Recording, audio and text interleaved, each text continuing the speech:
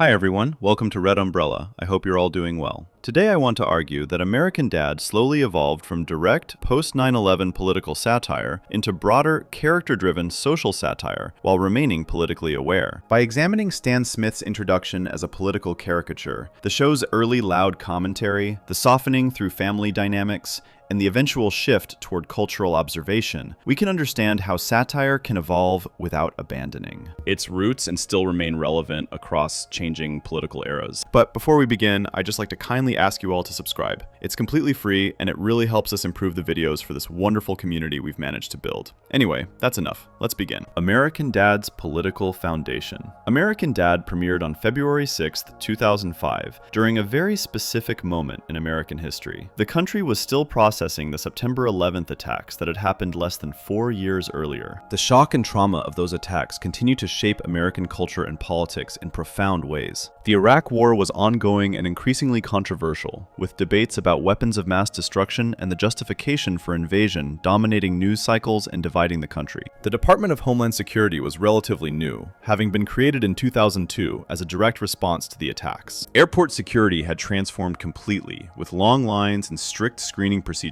becoming the new normal for anyone traveling by plane. Fear about terrorism dominated news coverage and political discussions in ways that affected everyday life for millions of Americans across the country. Americans were debating how much freedom they should sacrifice for security, with some arguing that aggressive surveillance was necessary to prevent future attacks, while others worried about constitutional rights being eroded in the name of safety. The government had expanded its surveillance powers through legislation like the Patriot Act, which allowed intelligence agencies to monitor communications and gather information with less oversight than before. The debate about liberty versus security was everywhere, from cable news panels to dinner table conversations between family members. Civil liberties advocates warned about government overreach, while security hawks argued that protecting American lives justified any measure. This was the cultural environment that shaped American Dad from its very first episode, giving the show a clear political purpose from the beginning and making its satire immediately relevant. The show was created by Seth MacFarlane, who was already famous for creating Family Guy, which had been canceled and then brought back due to strong DVD sales and cable reruns on Adult Swim. MacFarlane created American Dad with Mike Barker and Matt Weitzman, both of whom had worked on Family Guy and understood animated comedy. Unlike Family Guy, which was a general family comedy with some political jokes mixed in, among many other types of humor, American Dad was designed from the beginning to be specifically about politics and political culture in post-9/11 America. The show wasn't trying to hide its political commentary or slip it in occasionally between other jokes about pop culture or family life. Politics were the foundation of everything the show was trying to do from the pilot episode forward. The creators wanted to make a show that directly engaged with the political moment America was living through, particularly the conservative response to 9/11 and the expansion of national security powers. The main character, Stan Smith, works for the Central Intelligence Agency in a job that involves both domestic and international security operations. His job is literally to protect America from threats, both foreign and domestic, which gives him a sense of purpose and importance. Stan is introduced as someone who takes this responsibility extremely seriously,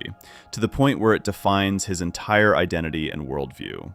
He believes completely in American exceptionalism, which is the idea that America is better than other countries and has a special role in the world as a force for good and democracy. Stan thinks the government is always right when it comes to matters of national security and intelligence. He trusts authority figures without question, assuming they have access to classified information that justifies their decisions. He sees the world in simple terms of good versus evil, with America representing good and America's enemies representing evil. There's no room for nuance or complexity in Stan's worldview about international relations or domestic policy. Every situation has a clear right answer, and that answer always involves protecting America and following orders from superiors without questioning their judgment. Stan's character design reinforces his personality in deliberate ways that make his ideology visible from the moment he appears on screen. He has a square jaw that makes him look like a comic book hero or an action figure, emphasizing his traditional masculine appearance. His body is muscular and strong, showing that he takes physical fitness seriously as part of being a protector and warrior. He wears a suit to work like a professional, maintaining a clean-cut appearance at all times that reflects his respect for authority and institutions. His hair is styled neatly in a conservative fashion that never changes. His voice is deep and confident, never showing doubt or uncertainty about his beliefs or decisions. Everything about how Stan looks and sounds communicates that he is meant to represent a certain type of American masculinity that values strength above all else. He's the kind of person who believes strength and certainty are the most important qualities a person can have, more important than empathy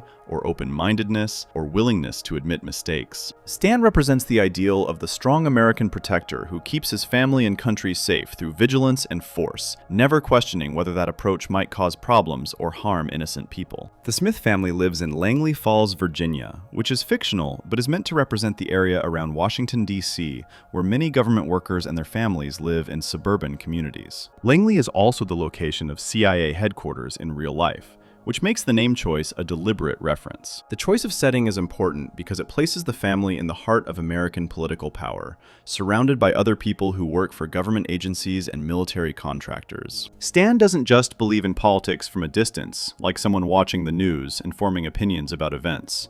He works directly for one of the most powerful and secretive government agencies in the world. His job gives him access to classified information and dangerous weapons that most Americans never see or know about. His work isn't abstract or theoretical discussion. He's directly involved in executing American foreign policy, whether that means gathering intelligence on foreign governments or conducting operations that remain secret from the public and even from Congress. Stan's wife Francine represents traditional American housewife ideals from an earlier era, specifically the 1950s ideal of feminine domesticity that conservatives often idealize. She stays home and takes care of the house while Stan works, handling all domestic responsibilities without complaint. She cooks meals and supports her husband's career without having her own professional ambitions or goals. She's beautiful and blonde and often portrayed as not particularly intellectual or interested in serious topics like politics or current events, though the show would later complicate this characterization in important ways as seasons progressed. Francine's role in the early seasons is to be the person Stan comes home to, someone who exists in the domestic sphere, while Stan operates in the political and professional sphere. The show uses this traditional family structure deliberately to explore how political beliefs affect personal relationships and family dynamics. Stan's conservative politics extend to his belief that this traditional gender arrangement is the natural and correct way for families to function, with men working and women taking care of the home. The Smith children also serve specific purposes in the show's political satire, representing different challenges to Stan's worldview and creating conflict. Haley is the oldest child and a teenage liberal activist who has embraced every progressive cause she encounters through school and media.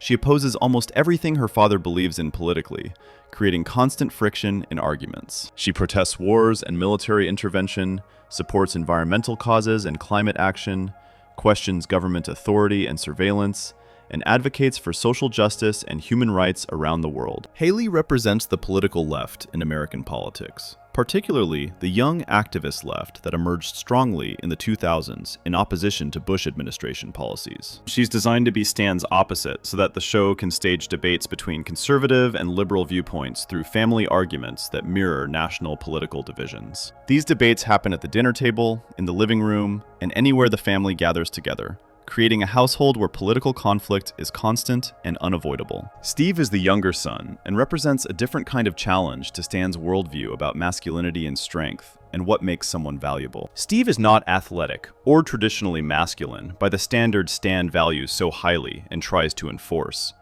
He's interested in singing and performing, activities that Stan sees as feminine and therefore inferior to sports or military activities. He's physically weak and often bullied at school by stronger boys who pick on him. Steve doesn't reject Stan's politics the way Haley does, through active opposition and protest, but his personality reveals that Stan's ideal of what a man should be is limited and narrow, and doesn't account for different types of people. Steve can't live up to the standards Stan sets for masculinity, which creates tension and conflict between father and son that mirrors broader cultural debates about gender roles and toxic masculinity. The family also includes Roger, an alien that Stan rescued from Area 51 and now hides in their house, keeping him secret from the government that Stan works for. Roger represents chaos and unpredictability in a family that revolves around rules and order and hierarchy. Roger doesn't follow human social conventions or understand why he should care about them. He says whatever he thinks without filter, offending people constantly with his selfishness and cruelty. He has no loyalty to America or any political ideology, caring only about his own entertainment and comfort and desires. Roger's presence in the home is itself political commentary about hypocrisy and moral compromise. Stan works for the CIA to protect America from external threats like foreign spies and terrorists, yet he's hiding an actual alien in his attic. The contradiction between Stan's job and his actions reveals hypocrisy at the core of his character. Stan claims to follow rules perfectly and expects everyone else to do the same, yet he breaks perhaps the most important rule of his job by harboring Roger. Klaus is a goldfish with a German man's brain, creating another layer of political commentary about Cold War history. He was an East German Olympic ski jumper whose brain was placed in a fish's body by the CIA during a Cold War experiment in the 1980s. Klaus is bitter and angry about his situation, constantly complaining about being trapped in a fishbowl, unable to live as a human or pursue his dreams. He represents a victim of the CIA's Cold War activities and human experimentation programs. The same agency that Stan works for destroyed Klaus's life by turning him into a fish for an experiment that served questionable purposes. Klaus's presence reminds viewers that American intelligence agencies have done morally questionable things throughout history, often to innocent people who got caught up in political conflicts they didn't choose or understand. The pilot episode establishes the show's approach to political satire immediately and unmistakably, making clear what the show wants to be from its first minutes. Stan is preparing for the arrival of new neighbors moving in next door to the Smith house in their suburban neighborhood. When he learns the neighbors might be Arab based on their names, he automatically assumes they're terrorists without any evidence whatsoever. Stan spies on them using CIA surveillance equipment that he brings home from work illegally. He breaks into their home to search for proof of terrorist activities, violating their privacy and rights. He finds evidence that he interprets as proof of a terrorist plot, though the evidence is actually innocent items taken completely out of context by his paranoid mindset. A clock becomes a timing device for a bomb. Documents written in Arabic become secret messages about attacks. Stan's paranoia and prejudice drive him to see threats where none exist, creating danger where there was only innocent people living their lives and trying to be good neighbors. This premise satirizes the post-9/11 American tendency to view Arab and Muslim people with suspicion simply because of their ethnicity or religion, a widespread problem in American society that affected millions. It critiques how fear can make people irrational and willing to violate others' rights in the name of security and protection. Stan represents Americans who supported aggressive government surveillance programs and were willing to sacrifice civil liberties, both their own and others, for the promise of safety from terrorism. The show makes Stan's behavior look foolish and extreme to point out how problematic these attitudes are in real life, and how they harm innocent people who have done nothing wrong. Before we move on, make sure to subscribe if you're enjoying this breakdown. This direct political approach defined American Dad's first few seasons, creating comedy that was impossible to misunderstand or ignore. Section 2. Early seasons and loud political commentary.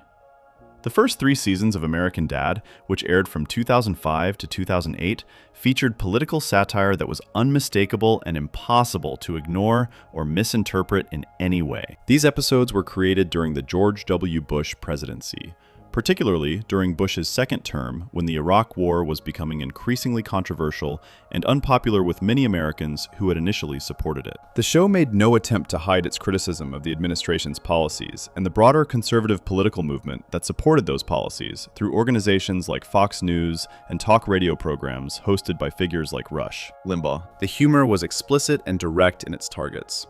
The targets were obvious and often named directly in dialogue.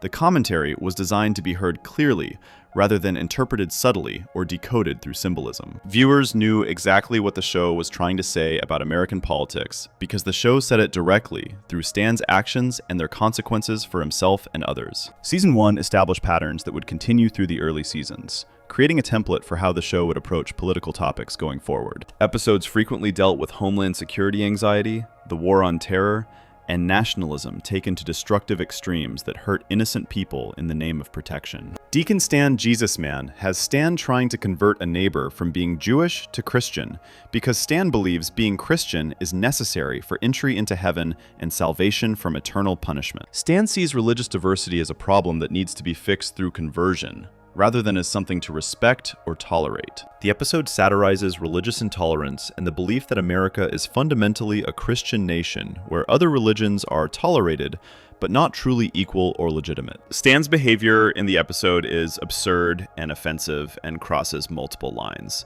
which makes viewers laugh while also making them think about how religious prejudice operates in real life and how people use religion to justify treating others as inferior or less deserving of respect and dignity. In Homeland Insecurity, Stan suspects his neighbors of being terrorists based entirely on their ethnicity and the language they speak at home with their families. He breaks into their home repeatedly using his CIA skills and misinterprets everything he sees as evidence of terrorism or planning attacks against America. A garden hose becomes proof of chemical weapons being stored. Family photos become terrorist planning materials, showing potential targets for future attacks. A prayer rug becomes evidence of extremism and radicalization through mosque attendance. The episode directly addresses racial profiling and how fear can make people see patterns that don't exist in reality. Stan's certainty that he's protecting America and his family becomes the joke because viewers can see he's completely wrong about everything and harassing innocent people who just want to live their lives. The episode shows how paranoia and prejudice combine to create injustice and harm.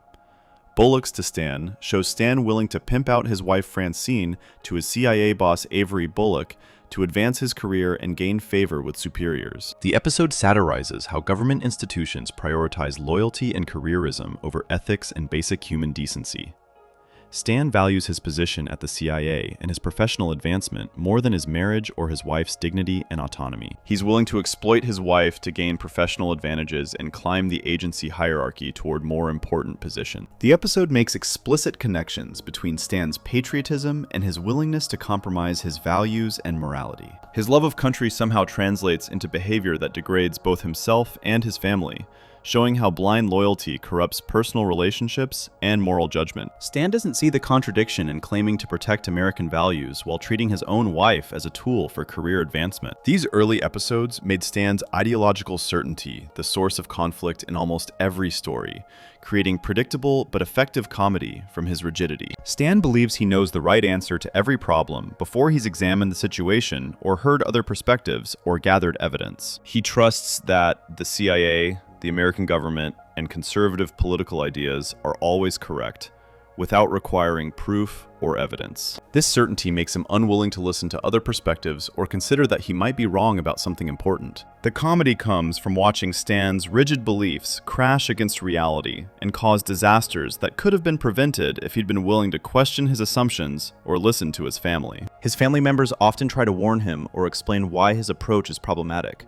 but Stan refuses to listen because he's already decided what the truth is. The show also frequently portrayed government institutions as paranoid and overbearing, rather than noble protectors of freedom and democracy. The CIA in American Dad is not presented as a noble organization protecting America from genuine threats through skilled intelligence work and dedication. Instead, it's shown as bureaucratic, wasteful, secretive, and often completely incompetent at its stated mission of gathering intelligence. Stan's boss, Avery Bullock, is corrupt and uses his position for personal gain rather than national security concerns. He sleeps with his employees' wives for entertainment and power. He wastes taxpayer money on ridiculous projects that serve no legitimate purpose. He makes decisions based on ego and personal advancement rather than actual security needs or threats. The show uses Bullock to satirize how power corrupts people in government positions, and how institutions protect themselves rather than serving their stated missions of protecting the country from danger. Stan's coworkers at the CIA are similarly flawed and ridiculous rather than heroic professionals.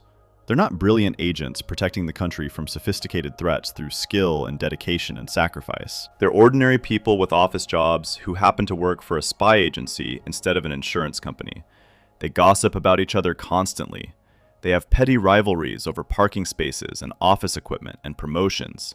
They care more about office politics than actual politics or national security threats. They compete for promotions and recognition from superiors through political maneuvering. The show demystifies the CIA by showing it as a workplace like any other, filled with people motivated by the same selfish concerns that motivate everyone, everywhere, in every job, not noble patriots. This portrayal strips away the mystique and glamour that spy agencies often have in movies and other television shows. Political jokes in these early seasons were explicit and unmistakable, leaving no room for interpretation or debate about their meaning. In Camp Refugi, Stan and Francine start a Sudanese refugee camp in their yard to help displaced people, but run it like a prison with strict rules and harsh punishments. Stan forces the refugees to entertain him and follow arbitrary rules that serve no purpose except his control and amusement. He treats them like prisoners rather than people in need of help and compassion and safety from violence. The episode satirizes how America treats refugees and immigrants with suspicion rather than compassion in its policies and enforcement. It connects Stan's behavior to broader American immigration policies that prioritize security over humanitarian concerns and human rights obligations. The refugees in the episode are people who have fled war and persecution, yet Stan treats them as potential threats who need to be controlled. Moon over Isla Island shows Stan attempting to kill Fidel Castro as part of a CIA operation in Cuba during a family vacation. The episode references real CIA attempts to assassinate Castro during the Cold War through various ridiculous schemes like exploding cigars and poisoned milkshakes. Stan's mission is treated as foolish rather than heroic or necessary for American security. The show satirizes how American foreign policy has often prioritized killing leaders of other countries rather than understanding why those leaders have popular support from their own people. Stan doesn't question why he's being sent to kill Castro, or whether assassination is the right approach to dealing with Cuba. He just follows orders without examining the morality or effectiveness of what he's doing. The episode shows assassination as a blunt and ineffective tool that creates more problems than it solves. Black Mystery Month has Stan discovering that one of his ancestors was black, which causes him to have an identity crisis about who he is and where he belongs. Stan's entire worldview is connected to his image of himself as a white American conservative defending traditional values and American identity. Learning that he has black ancestry challenges this identity fundamentally and makes him question everything he believes about race and belonging. The episode satirizes how racial identity in America is constructed and how people use race to determine who belongs in America and who doesn't. Stan's reaction shows how conservatives often define American identity in racial terms without admitting they're doing so or examining those assumptions. His crisis reveals that his understanding of himself and his place in America was built on ideas about race that don't hold up when examined closely. The show's satire during this period often focused on how fear operates in political discourse, and how politicians use fear to control people and win elections and pass legislation. Stan is constantly afraid of threats to America from every direction and every corner of the world. He sees terrorists everywhere he looks, in every shadow, and every suspicious person. He believes enemies are constantly plotting against the country, planning attacks and invasions that require constant vigilance. This fear justifies all his actions in his own mind and conscience. He spies on people because he's afraid they're terrorists. He supports torture because he's afraid torture is necessary to get information that prevents attacks. He votes for politicians who promise to be tough on security because he's afraid of appearing weak or naive about threats. Fear drives every decision Stan makes in his personal and professional life. His entire worldview is organized around identifying and responding to threats. The show makes clear that Stan's fear is manufactured and manipulated by people in power who benefit from keeping the population afraid. The government and media benefit from keeping people afraid because fear serves political purposes and allows control. Fear makes citizens more willing to accept surveillance and control over their lives and privacy. Fear makes people support wars and military spending without questioning costs or goals or whether wars are justified. The show uses Stan to demonstrate how fear-based politics work in practice to control populations and justify expansions of power. Stan is not naturally paranoid by personality or temperament. He's been trained by his job and his political beliefs to see the world as dangerous and to trust only authority figures who promise protection from threats. His fear is learned and reinforced through constant exposure to threat assessments and security briefings.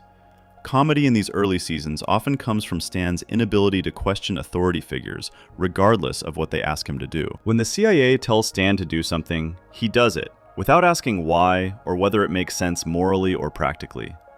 When the government announces a policy, Stan supports it without examining whether the policy is justified by facts or evidence. When conservative leaders make claims, Stan believes them without requiring evidence or proof of any kind. Stan's loyalty is absolute and unquestioning, which makes him vulnerable to being used by people who don't have his best interests at heart, or the country's interests either. The show repeatedly demonstrates that blind loyalty is dangerous, precisely because it prevents people from recognizing when they're being manipulated or used for purposes they wouldn't support if they understood what was really happening. The episode A Smith in the Hand addresses Stan's discomfort with Steve masturbating, which he discovers evidence of in Steve's room. Stan believes that masturbation is morally wrong and tries to stop Steve from doing it through increasingly extreme measures that escalate throughout the episode and become more ridiculous. The episode satirizes conservative attitudes about sexuality and how these attitudes cause unnecessary shame and conflict in families.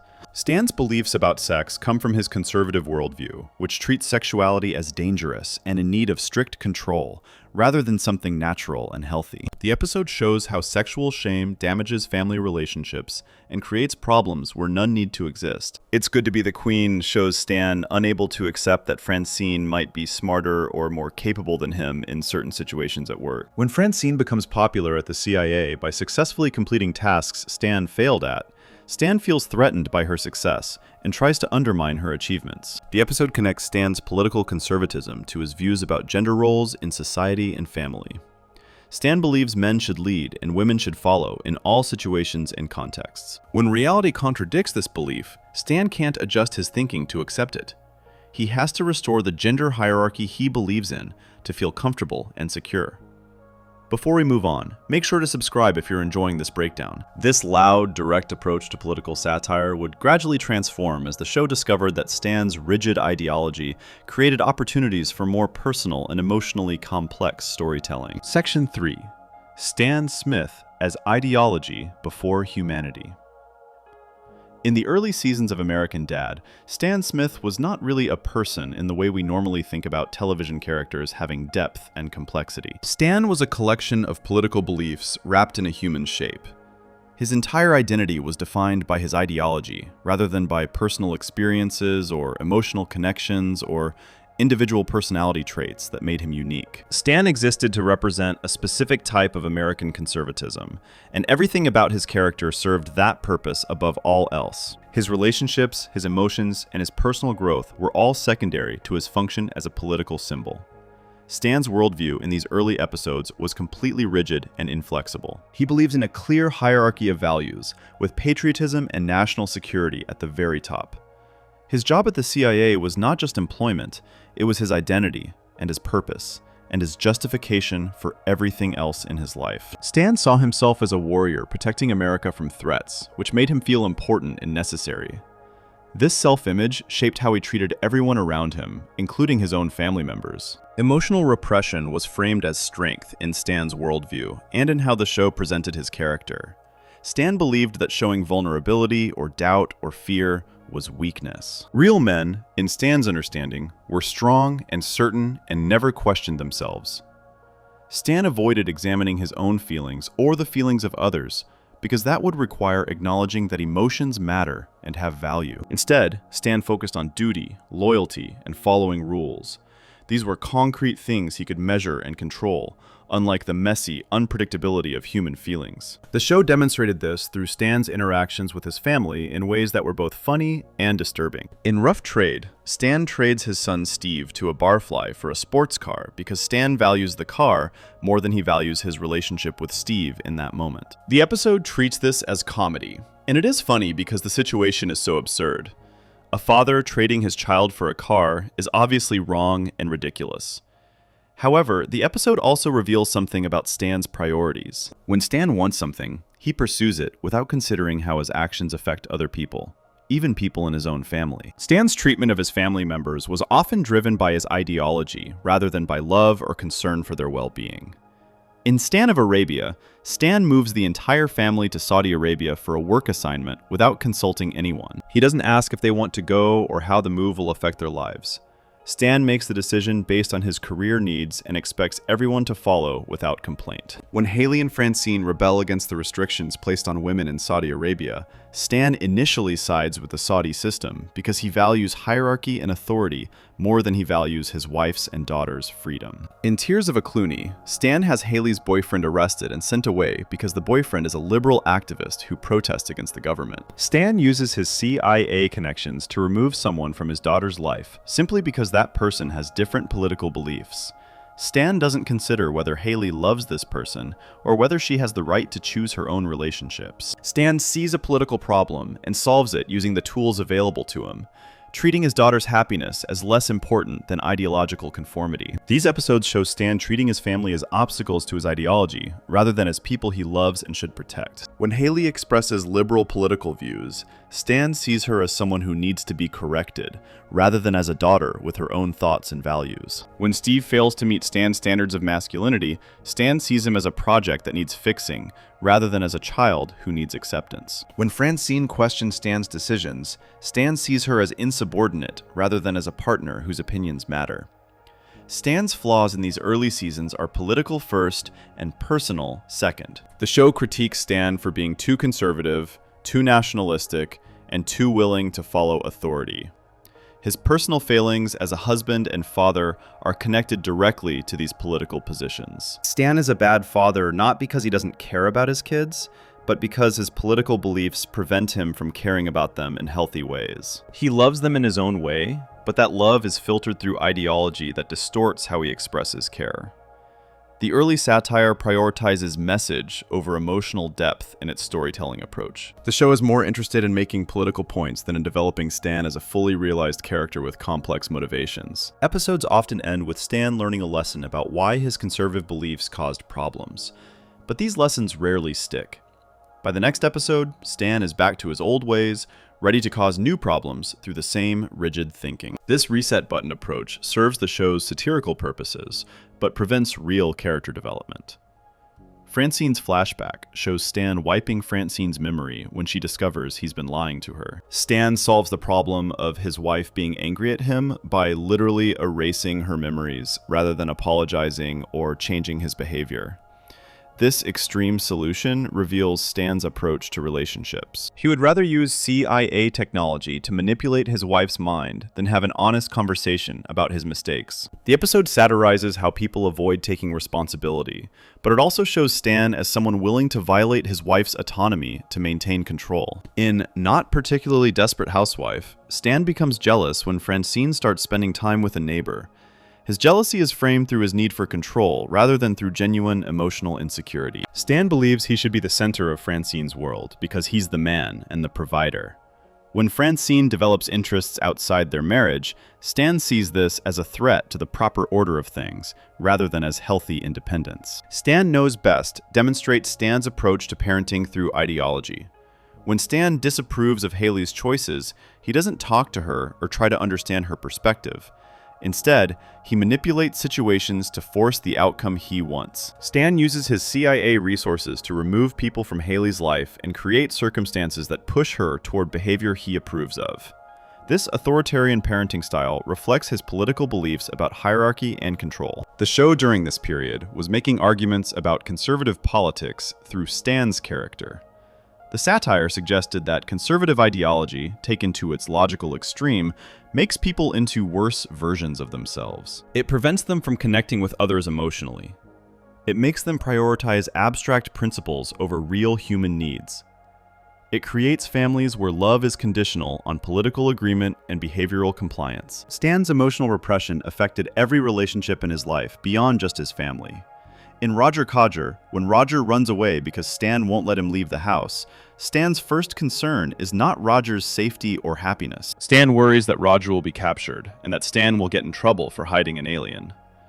Stan's relationships are transactional rather than emotional. People are useful to him or their problems to be managed, but they're rarely seen as individuals with their own needs and desires. Con Air shows Stan planning his own funeral and being upset that his family seems relieved by his death. Stan realizes that he's been so difficult to live with that his family is happy when they think he's gone. This should be a moment of self-reflection for Stan, a realization that his behavior has damaged his relationships. The episode does include some of this awareness, but Stan's growth is limited. He makes small changes, but doesn't fundamentally reconsider his approach to family relationships.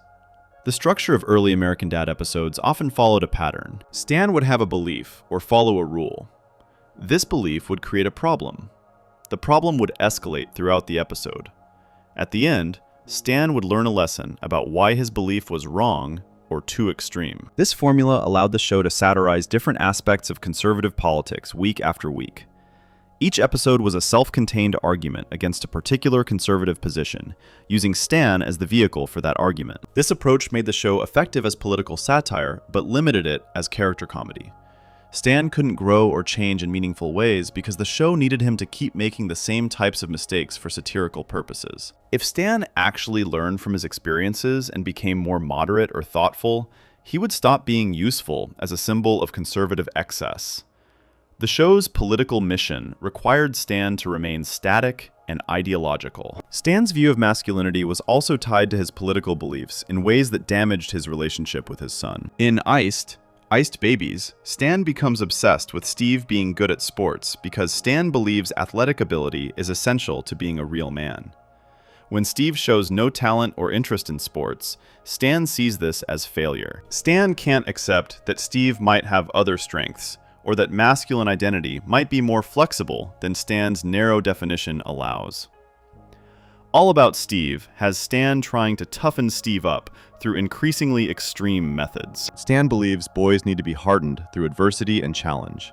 He creates dangerous situations for Steve because Stan thinks this will make Steve stronger. Stan's parenting philosophy reflects conservative ideas about masculine development that emphasize toughness over emotional intelligence or creativity. The show was arguing during this period that conservative ideology, particularly post-9/11 security-focused conservatism, required people to suppress their humanity. To be a good conservative in the world of early American Dad meant being like Stan. It meant prioritizing abstract principles over real relationships. It meant valuing strength over compassion. It meant following authority without question. The show suggested this was a destructive way to live that hurt both the person holding these beliefs and everyone around them. Stan's inability to admit mistakes or show vulnerability came directly from his political worldview. Conservatives like Stan believed admitting error was weakness. They believed certainty was strength. They believed that changing your mind meant you were wishy-washy or lacked principles. These beliefs prevented Stan from growing as a person or learning from experience.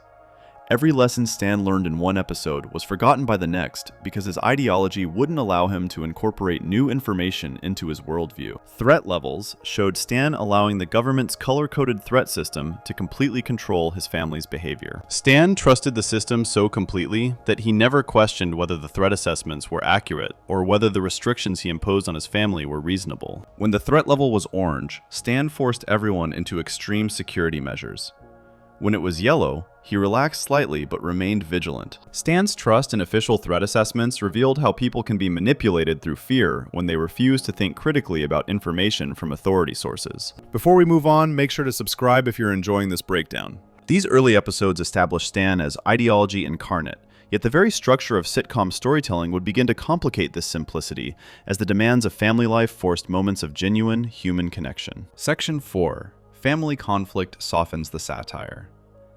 The transition from loud political satire to character-driven storytelling in American Dad happened gradually, as the show discovered that Stan's rigid ideology created natural conflict with his family members that was more interesting and sustainable than political debates about current events. Francine, Haley, and Steve were not just supporting characters who existed to react to Stan's political positions and serve as sounding boards for his conservative speeches and monologues.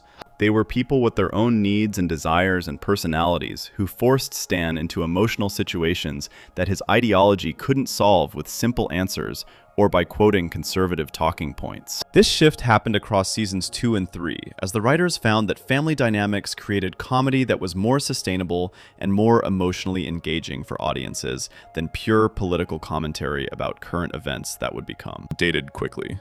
Francine was particularly important in this transformation from political satire to family comedy with political undertones. In early episodes, she was portrayed as the traditional housewife who supported Stan's decisions even when she disagreed with them privately or had reservations about his plans. However, as the show progressed and the writers developed her character more fully, Francine began asserting herself and challenging Stan in ways that forced him to reconsider his behavior and his priorities in life. Francine's challenges came from a place of emotional truth rather than political opposition to conservatism, which made them harder for Stan to dismiss using his usual arguments about national security or proper values or following orders from superiors.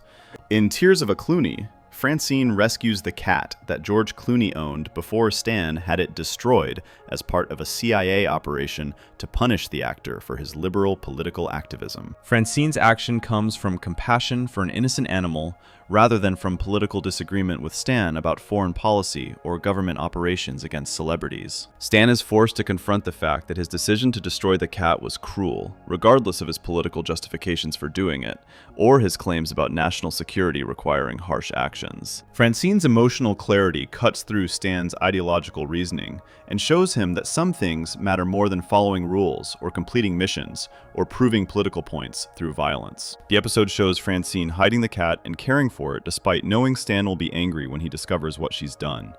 She feeds the cat and gives it attention and affection. When Stan finds out, he's furious that Francine has disobeyed him and interfered with his work.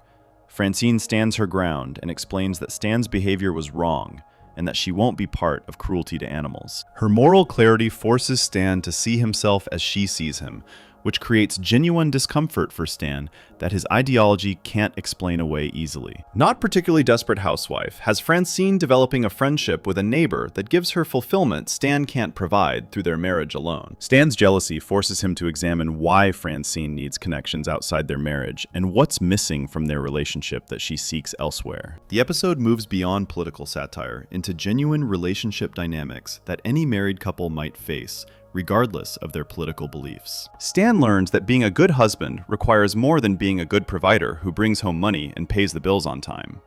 He needs to engage with Francine emotionally and respect her need for friendship and independence from him as a person. The episode shows Francine laughing and having fun with her new friend in ways she doesn't with Stan. Stan watches them through the window and sees Francine genuinely happy, which makes him realize their marriage lacks something important. His first instinct is to forbid the friendship and demand Francine stay home. However, Francine refuses to give up her friend and explains that she needs more from life than just being Stan's wife. This conversation forces Stan to examine whether he's been a good partner or whether he's been selfish and controlling. Surrogate shows Francine becoming a surrogate mother for another couple who can't have children naturally due to medical issues. Stan initially opposes this because he wants Francine's attention focused on him and their family, rather than on helping strangers he doesn't know. Throughout the episode, Stan is forced to consider Francine's desire to help others, and her need to feel purposeful beyond just being his wife and Steve's mother. The conflict is personal rather than political, and Stan's growth comes from recognizing Francine as an individual with her own goals and dreams, rather than as an extension of himself. Haley's role evolved from being simply Stan's political opposite into being a character with her own storylines and emotional depth that didn't always involve arguing with her father about politics. Early episodes used Haley purely as a mouthpiece for liberal talking points to argue with Stan's conservative positions in political debates that went nowhere. As the show progressed, Haley's character became more developed with interests and relationships beyond politics, and her conflicts with Stan became more about family relationships and generational differences than about political debates over policy specific. I Can't Stand You has Stan and Haley handcuffed together after yet another political argument about something in the news that they disagree about fundamentally. The physical constraint forces them to spend time together and understand each other better as people, rather than as political opponents representing different ideologies. The episode reveals that underneath their political differences, Stan and Haley care about each other deeply as father and daughter with a bond that transcends politics. They just struggle to express that care because their ideological battles get in the way of communication and prevent them from connecting emotionally. The episode shows them having to cooperate to accomplish basic tasks while handcuffed. They have to eat together, go to the bathroom together, and sleep in the same room. This forced intimacy breaks down their usual patterns of interaction. They have conversations that aren't about politics. They share memories from when Haley was younger. Stan tells stories about his own father that help Haley understand where Stan's rigidity comes from. By the end, they've developed more empathy for each other, even though they still disagree politically. In Spring Breakup, Haley goes on spring break, and Stan follows her to make sure she doesn't get into trouble or danger during the vacation. Stan's overprotectiveness comes from genuine concern for her safety, rather than political disagreement with her lifestyle choices or her liberal friends. The episode explores Stan's inability to let Haley grow up and become independent and make her own choices. Stan's conservatism is connected to his parenting style and his desire to control outcomes. But the episode focuses more on the father-daughter relationship than on political ideology or debates about values. The American Dad After School Special deals with Steve developing an eating disorder after being bullied about his weight at school by other students. Stan's initial response is to treat the problem as weakness that Steve needs to overcome through toughness and discipline and willpower. However, Stan is forced to recognize that eating disorders are serious psychological issues that require compassion and professional help from doctors and therapists. The episode addresses Stan's approach to mental health and masculinity, connecting his political beliefs to his parenting while focusing primarily on the father-son relationship and Steve's suffering and recovery. The episode shows Stan initially mocking Steve for being upset about the bullying and telling him to toughen up and fight back. When Steve develops the eating disorder, Stan doesn't recognize the signs immediately. Francine has to explain to Stan that Steve is sick and needs help, not criticism. Stan struggles to accept this because admitting Steve needs professional help feels like admitting failure as a father. Eventually, Stan puts aside his pride and gets Steve the help he needs, showing growth in his character. Steve's character created conflicts with Stan that were fundamentally about acceptance and identity rather than politics or ideology or values. Steve wanted his father's approval and love more than anything else in the world.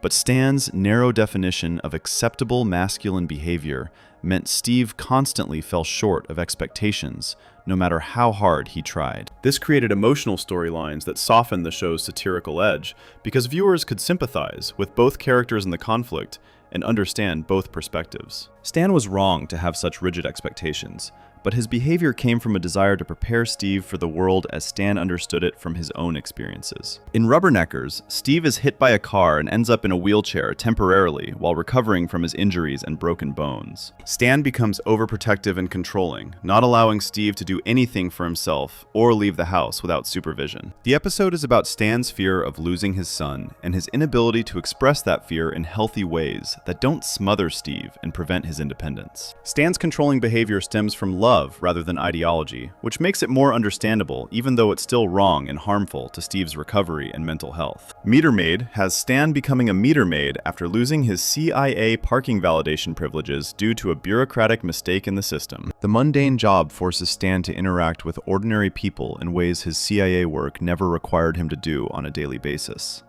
Stan learns that most people are not threats or enemies trying to harm America or undermine the government. They're just people trying to live their lives and get through their days and pay their bills.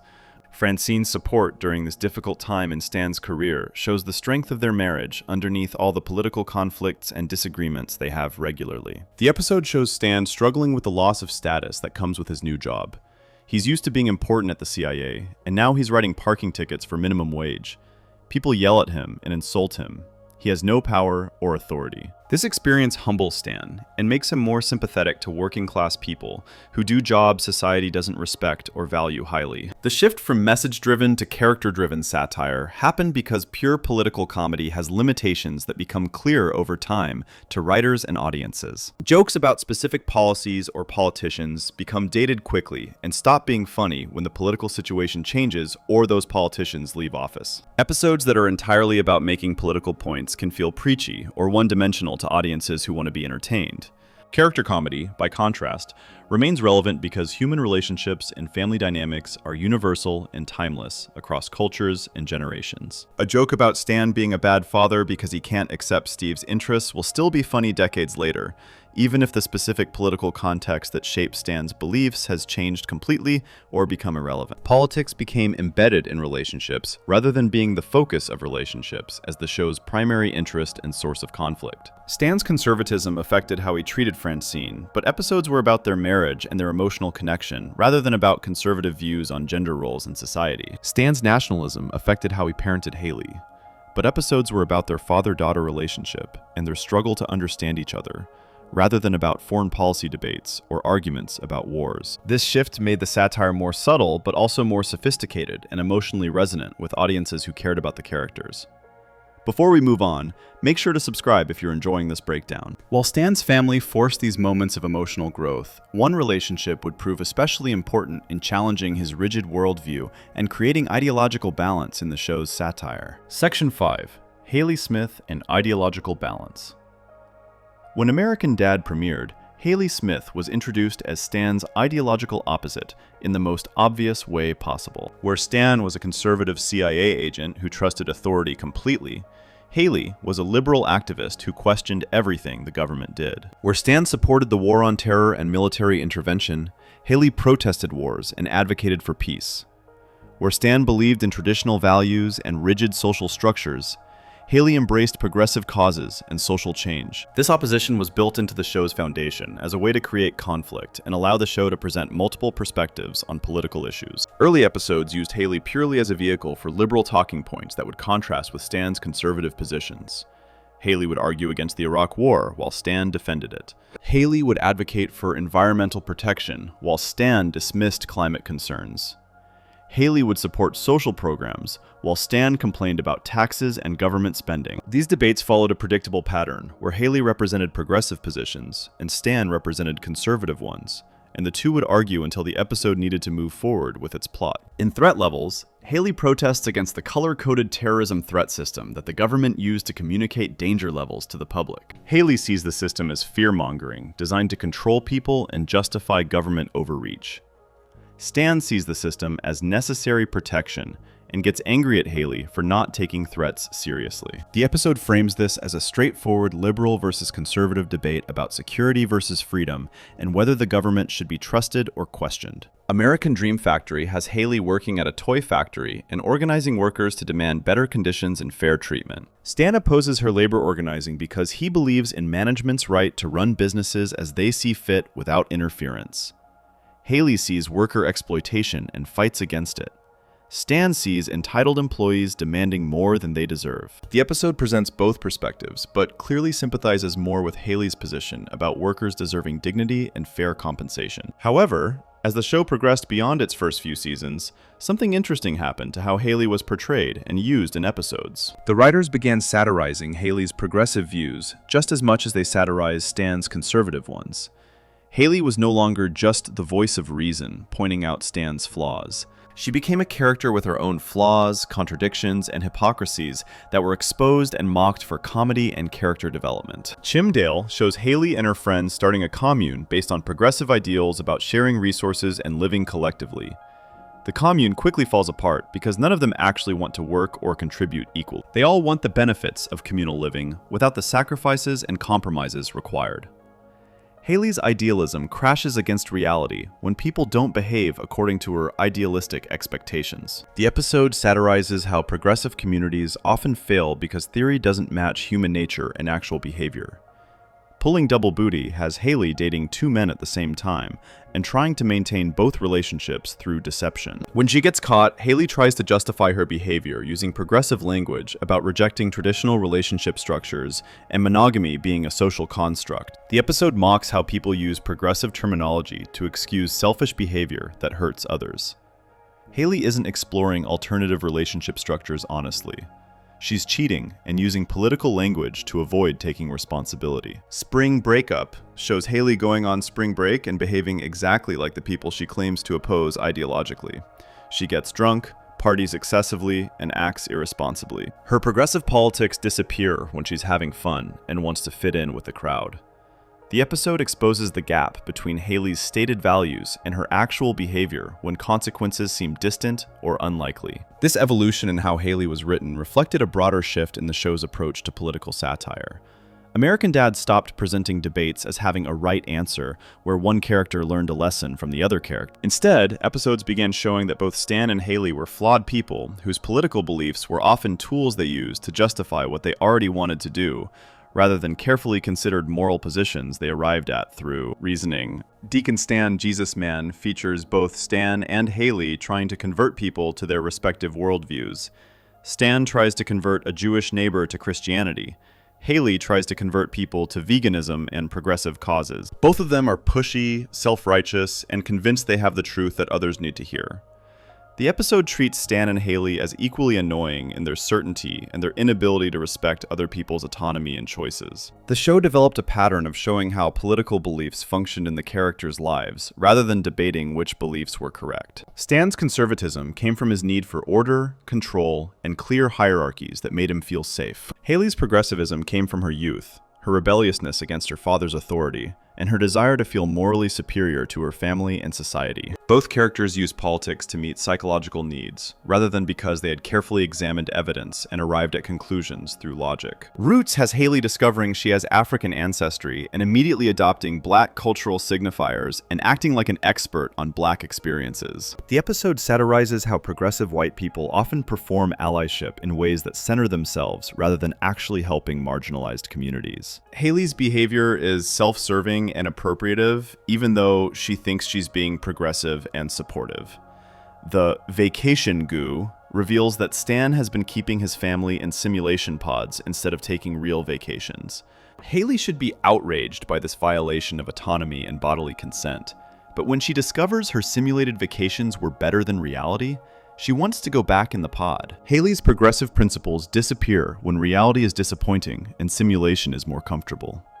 The episode shows how even people with strong stated values will compromise them when faced with unpleasant truths. Klaus the Goldfish often served as a character who could point out hypocrisies in both Stan's conservatism and Haley's progressivism. Klaus had no loyalty to American political ideologies because he was German and had been a human before his consciousness was transferred into a fish body. Klaus would mock both Stan and Haley for their political posturing and self-deception, serving as an outside observer who wasn't invested in either American political party or movement. The show also began giving Haley storylines that had nothing to do with politics and showed other aspects of her personality and life. Haley's relationship with Jeff Fisher, her eventual husband, created comedy from their dynamic as a couple, rather than from political debates. Haley had episodes about her insecurities, her relationship with Francine, her friendships, and her struggles to find purpose and direction in life beyond activism. There Will Be Bad Blood introduces Jeff and shows Stan opposing Haley's relationship with him. Stan's objections aren't really political, even though Jeff is liberal. Stan doesn't think Jeff is good enough for Haley because Jeff is unemployed, unmotivated, and seems to lack ambition. Stan's concerns come from wanting his daughter to be with someone successful, rather than from ideological disagreement. This makes Stan more sympathetic, because his opposition comes from caring about Haley's future. I Am the Walrus has Haley and Jeff getting married, despite Stan's continued objections. The episode focuses on family dynamics and Stan learning to accept his daughter's choices, rather than on political ideology. Stan's conservatism plays a role in his resistance to change, but the episode is about a father letting go and trusting his daughter to make her own decisions about her life. By showing both Stan and Haley as flawed people whose politics were parts of their personalities, rather than the totality of who they were, the show avoided the trap of preaching to its audience. The show didn't tell viewers which character was right about politics. It showed viewers that both characters used politics in ways that were sometimes admirable and sometimes ridiculous, sometimes sincere and sometimes hypocritical. Helping Handies features Haley and Stan working together at a roller derby despite their usual conflicts. They bond over their shared competitive nature and desire to win. Their political differences become irrelevant when they're focused on a common goal. The episode suggests that political disagreement doesn't have to prevent relationships and that people can connect through shared experiences beyond ideology. Steve also served as a character who wasn't defined by politics in the way Stan and Haley were. Steve was more interested in popularity, romance, friends, and typical teenage concerns than in political debates. Steve's presence in episodes provided a break from political content and reminded viewers that not everyone cares about politics all the time, or organizes their identity around political beliefs. Francine similarly existed outside the political debates between Stan and Haley for much of the show's run. Francine had her own goals, interests, and storylines that had nothing to do with conservatism or progressivism. Francine's character showed that it was possible to live a full life without being politically engaged or having strong ideological commitments. The symmetrical satire of both Stan's conservatism and Haley's progressivism made the show more complex and interesting than if it had simply endorsed one side. Viewers from different political backgrounds could all find something to laugh at because no ideology was safe from mockery. Conservative viewers could laugh at Stan's excesses. Liberal viewers could laugh at Haley's hypocrisies. Everyone could recognize that the show was more interested in human behavior than in political correctness. Stan of Arabia Part 2 shows both Stan and Haley learning lessons about cultural respect and individual freedom. Stan learns that his controlling behavior toward his family is wrong, regardless of whether Saudi culture permits it. Haley learns that her American progressive feminism doesn't automatically make her enlightened or give her the right to judge all other cultures. Both characters grow by recognizing their limitations and blind spots. This approach to political satire matured the show beyond its origins as specifically Bush-era commentary. By refusing to pick sides and by showing both political perspectives as having merit and flaws, American Dad created a form of satire that could survive changes in political leadership and shifts in public opinion. The show wasn't tied to specific policy debates or political moments that would become dated. It was exploring how politics functioned in people's lives and relationships. Homeland Insecurity shows Stan racially profiling his neighbors and being wrong. The episode clearly criticizes Stan's prejudice and paranoia. However, the episode also shows Haley being self-righteous and unhelpful in how she confronts Stan about his behavior. Both characters are flawed in different ways. The episode suggests that being right about an issue doesn't excuse being obnoxious about it. As seasons continued, Haley's political activism became less central to her character and more of a background trait that informed her choices without dominating every scene she appeared in. Haley could appear in episodes without any political content at all. She could have funny moments and emotional moments that had nothing to do with progressive causes or debates with Stan. This evolution reflected the show's broader movement away from explicit political satire and toward character-driven comedy with political awareness. Politics didn't disappear from the show. They just stopped being the main event and became part of the texture of who these characters were as people. Before we move on, make sure to subscribe if you're enjoying this breakdown. This balanced approach to Stan and Haley's ideological conflict set the stage for the show to expand beyond explicit politics entirely and find new ways to comment on American culture. Section 6. Politics fade into cultural commentary.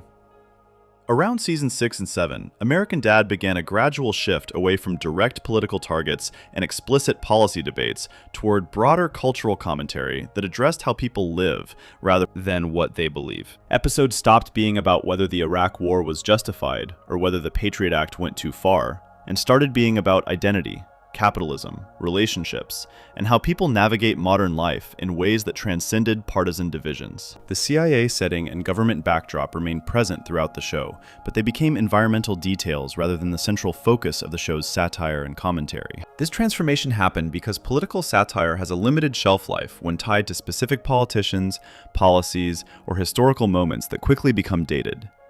A joke about George W. Bush made sense in 2006 but felt dated and irrelevant by 2010 when he was no longer president and new political figures had taken the spotlight. References to specific legislation or political scandals would resonate powerfully when they aired, but mean nothing to viewers watching reruns years later who didn't remember or care about those events or controversies. The show needed to evolve beyond topical references to remain relevant and rewatchable for audiences discovering it years after episodes first aired on television. Virtual Insanity exemplifies this shift by exploring identity and self-perception rather than political ideology or policy positions. Stan creates a teenage avatar in a virtual world and becomes addicted to living through this alternate identity that feels more satisfying than his real life. The episode comments on how social media and virtual reality allow people to escape reality and create false versions of themselves that feel better than their actual existence. This is cultural commentary about technology and identity that has nothing to do with partisan politics or government policy debates. Stan neglects his family and responsibilities because his virtual life is more satisfying than his real life, with all its problems and disappointments. Stan's avatar is popular, athletic, and confident in ways Stan never was as a teenager, and never will be as an adult.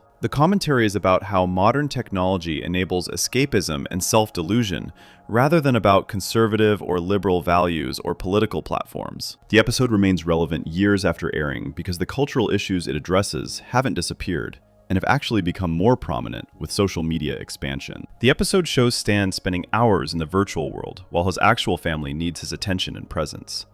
Francine tries to get Stan to engage with real life, but Stan prefers the fantasy where he feels successful and admired. Steve tries to connect with his father, but Stan is too absorbed in his virtual teenage life to notice his actual son.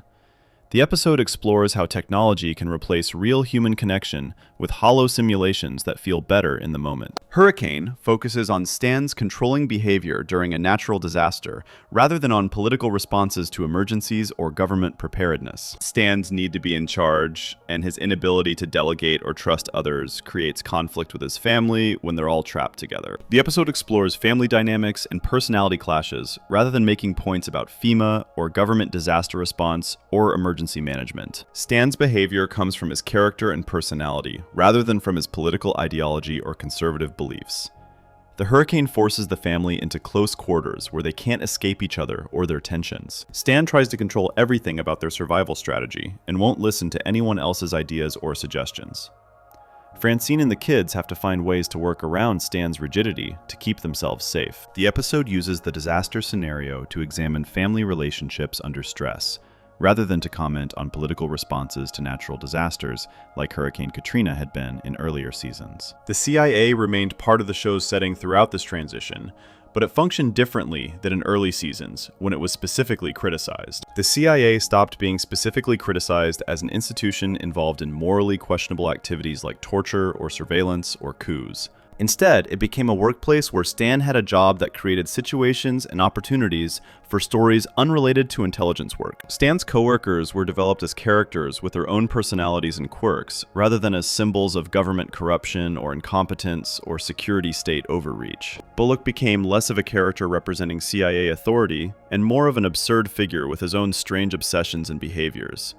Dick and Jackson became recurring characters with their own storylines separate from Stan. The Office became a location for comedy about workplace dynamics and interpersonal conflicts rather than about government secrecy. Episodes could take place at CIA headquarters without any actual spy work or intelligence operations happening on screen. G-String Circus has Francine becoming a stripper to earn extra money when the family faces financial difficulties they can't resolve through normal means. The episode explores how capitalism shapes relationships and how economic pressure can push people to make choices they wouldn't make otherwise if they had financial security. Stan initially opposes Francine stripping because of his conservative values about appropriate work for women and wives. Eventually he accepts it when he realizes the family needs the money and can't maintain their lifestyle without additional income from somewhere. The episode comments on economic inequality and the degradation that comes from financial desperation, without explicitly endorsing any political solution or policy proposal. The episode shows how economic necessity can override moral principles and deeply held beliefs about dignity and propriety. Stan has to confront the fact that his values are a luxury he can't afford when bills need to be paid and expenses keep mounting. Francine has to navigate the sex industry and the men who patronize strip clubs while maintaining her sense of self and dignity. The episode examines class and capitalism through this uncomfortable situation,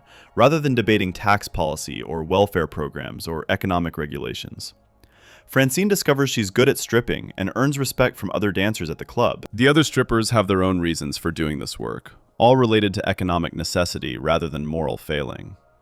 Stan has to watch other men objectify his wife and struggle with his jealousy and his need for money. The family's financial crisis becomes more important than Stan's ideological positions about appropriate work. Roger's increasing prominence in episodes during this period contributed to the shift away from political content and toward character-driven absurdist comedy. Roger's storylines existed in their own absurdist universe where politics didn't matter and ideology was irrelevant to the chaos he created. Roger would create elaborate personas and schemes that had nothing to do with conservative or progressive ideology or political positions. Roger's adventures provided comedy that was completely divorced from political commentary and allowed the show to explore different types of storytelling. The Scarlet Getter has Roger becoming obsessed with a woman and stalking her using various personas to get close to her without revealing his true alien nature. The episode is about obsession and delusion rather than politics or social commentary about policy. Roger's behavior comments on how people project their desires onto others without seeing them as real people with their own lives and agency. This psychological and social commentary is more universal than partisan political satire because everyone can recognize the behavior, regardless of their political beliefs. Roger creates multiple personas to interact with the woman from different angles, each persona showing a different aspect of his obsession. He becomes her yoga instructor, her coffee shop barista, her therapist, and her neighbor, all at the same time. The woman has no idea all these people are the same alien in disguise. Roger's inability to just be himself and form genuine connections becomes the focus rather than any political message. Identity became a recurring theme as the show moved away from explicit politics toward examining how people understand themselves. Characters would question who they were, what they wanted, and what defined them beyond their political beliefs or job titles or family roles. These existential explorations created emotional depth that pure political satire couldn't provide to audiences. Lost in Space reveals that Roger has been manipulating Stan's brain chemistry for years to make him tolerate living with an alien without going insane from the psychological stress. This revelation forces both characters to question whether their friendship is real or artificial, and whether their bond is authentic or manufactured through technology. The episode explores trust and authenticity in relationships rather than making political points about immigration or national security. The science fiction premise allows for examining human connection in ways that realistic stories couldn't. When Stan discovers the truth, he feels betrayed and questions every moment of their friendship over the years.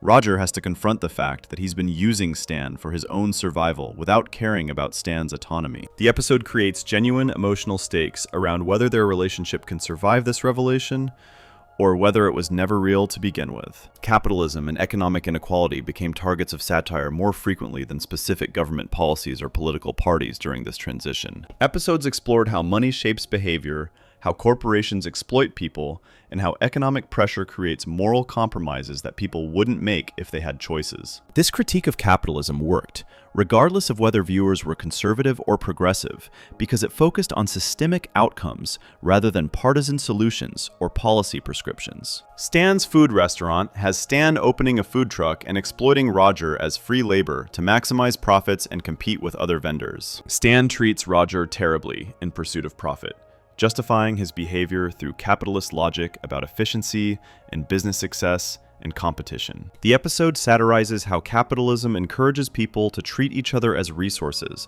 rather than as human beings with dignity. This critique doesn't require viewers to support any specific economic policy or political platform. Relationships and family dynamics became more central as politics became less central to the show's focus and storylines. Episodes explored marriage, parenting, friendship, and romance as complex emotional territories with their own challenges separate from ideology. These relationships had political dimensions because Stan's conservatism and Haley's progressivism affected how they interacted with others. But the political aspects were context rather than thesis or the main point of episodes. Steve's coming-of-age storylines provided content separate from explicit politics throughout this transition period. Steve navigated friendship, romance, school, and identity formation in ways that teenagers from any political background could relate to, regardless of their family's ideology. Steve's experiences commented on social hierarchies, masculinity, and adolescence without requiring political interpretation or frameworks. The show's satire became more observational and less prescriptive during this transition away from explicit political messaging. Earlier seasons would show Stan being wrong about something political and learning a lesson about why his views were problematic. Later seasons would show characters behaving in contradictory or hypocritical ways and let viewers draw their own conclusions about what that behavior meant. The show trusted its audience to understand the comedy and commentary without explicit moral lessons or characters explaining what viewers should think. Politics became personality traits rather than plot drivers in episodes during this evolution. Stan's conservatism informed his controlling behavior, his need for order, and his resistance to change. But episodes could explore these traits without discussing policy or ideology directly. Haley's progressivism informed her idealism, her rebellion, and her criticism of authority. But episodes could show these characteristics without political debates or arguments about issues. This evolution made American Dad more flexible and sustainable as a comedy series over many seasons. Episodes could be set in any scenario and explore any theme without requiring political framing or commentary. The show's world became richer and more varied as it expanded beyond the initial premise of conservative father versus liberal daughter fighting about politics. Before we move on, make sure to subscribe if you're enjoying this breakdown. This shift away from explicit political messaging created space for Roger to emerge as the show's most versatile satirical tool through his endless personas and moral flexibility. Section 7.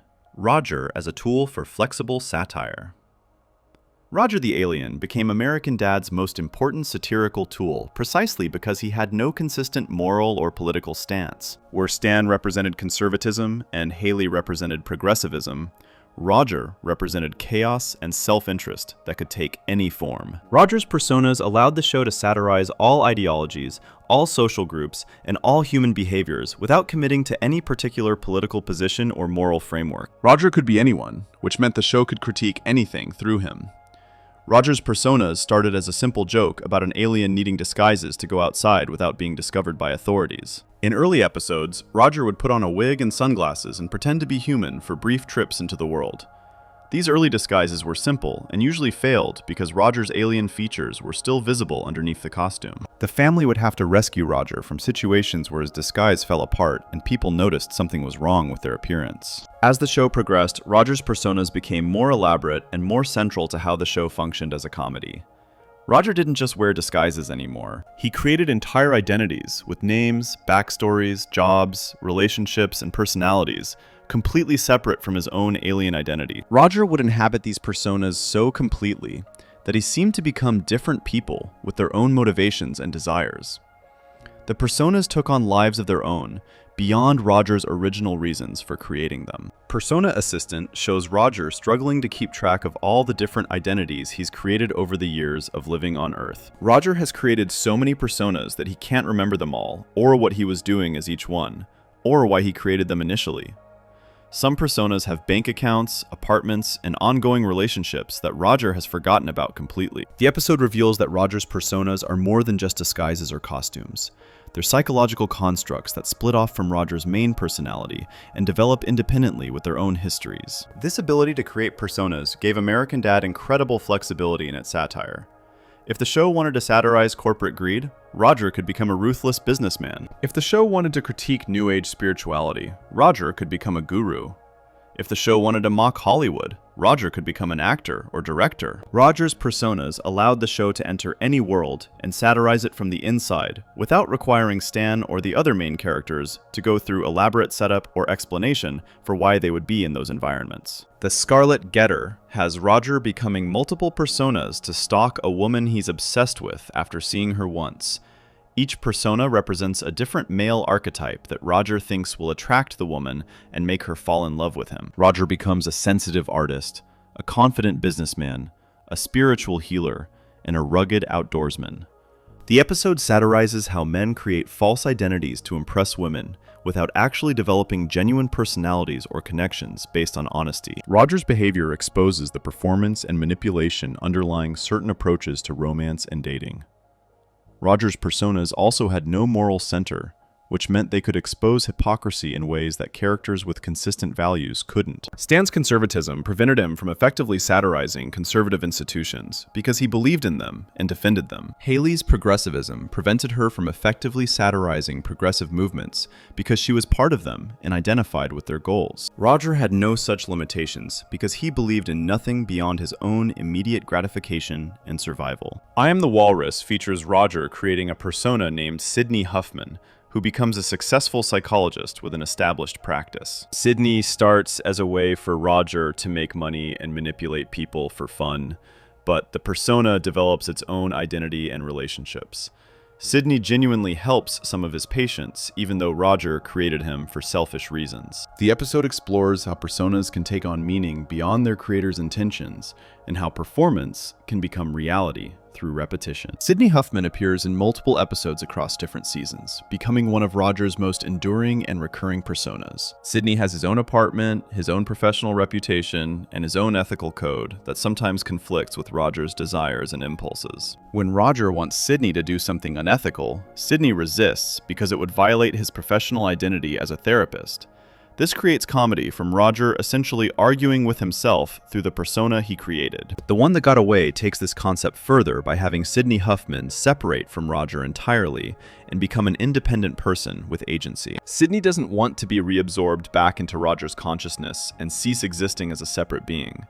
Sidney has his own life and relationships that he values and wants to protect. The episode raises questions about identity and consciousness by showing a persona that has become autonomous.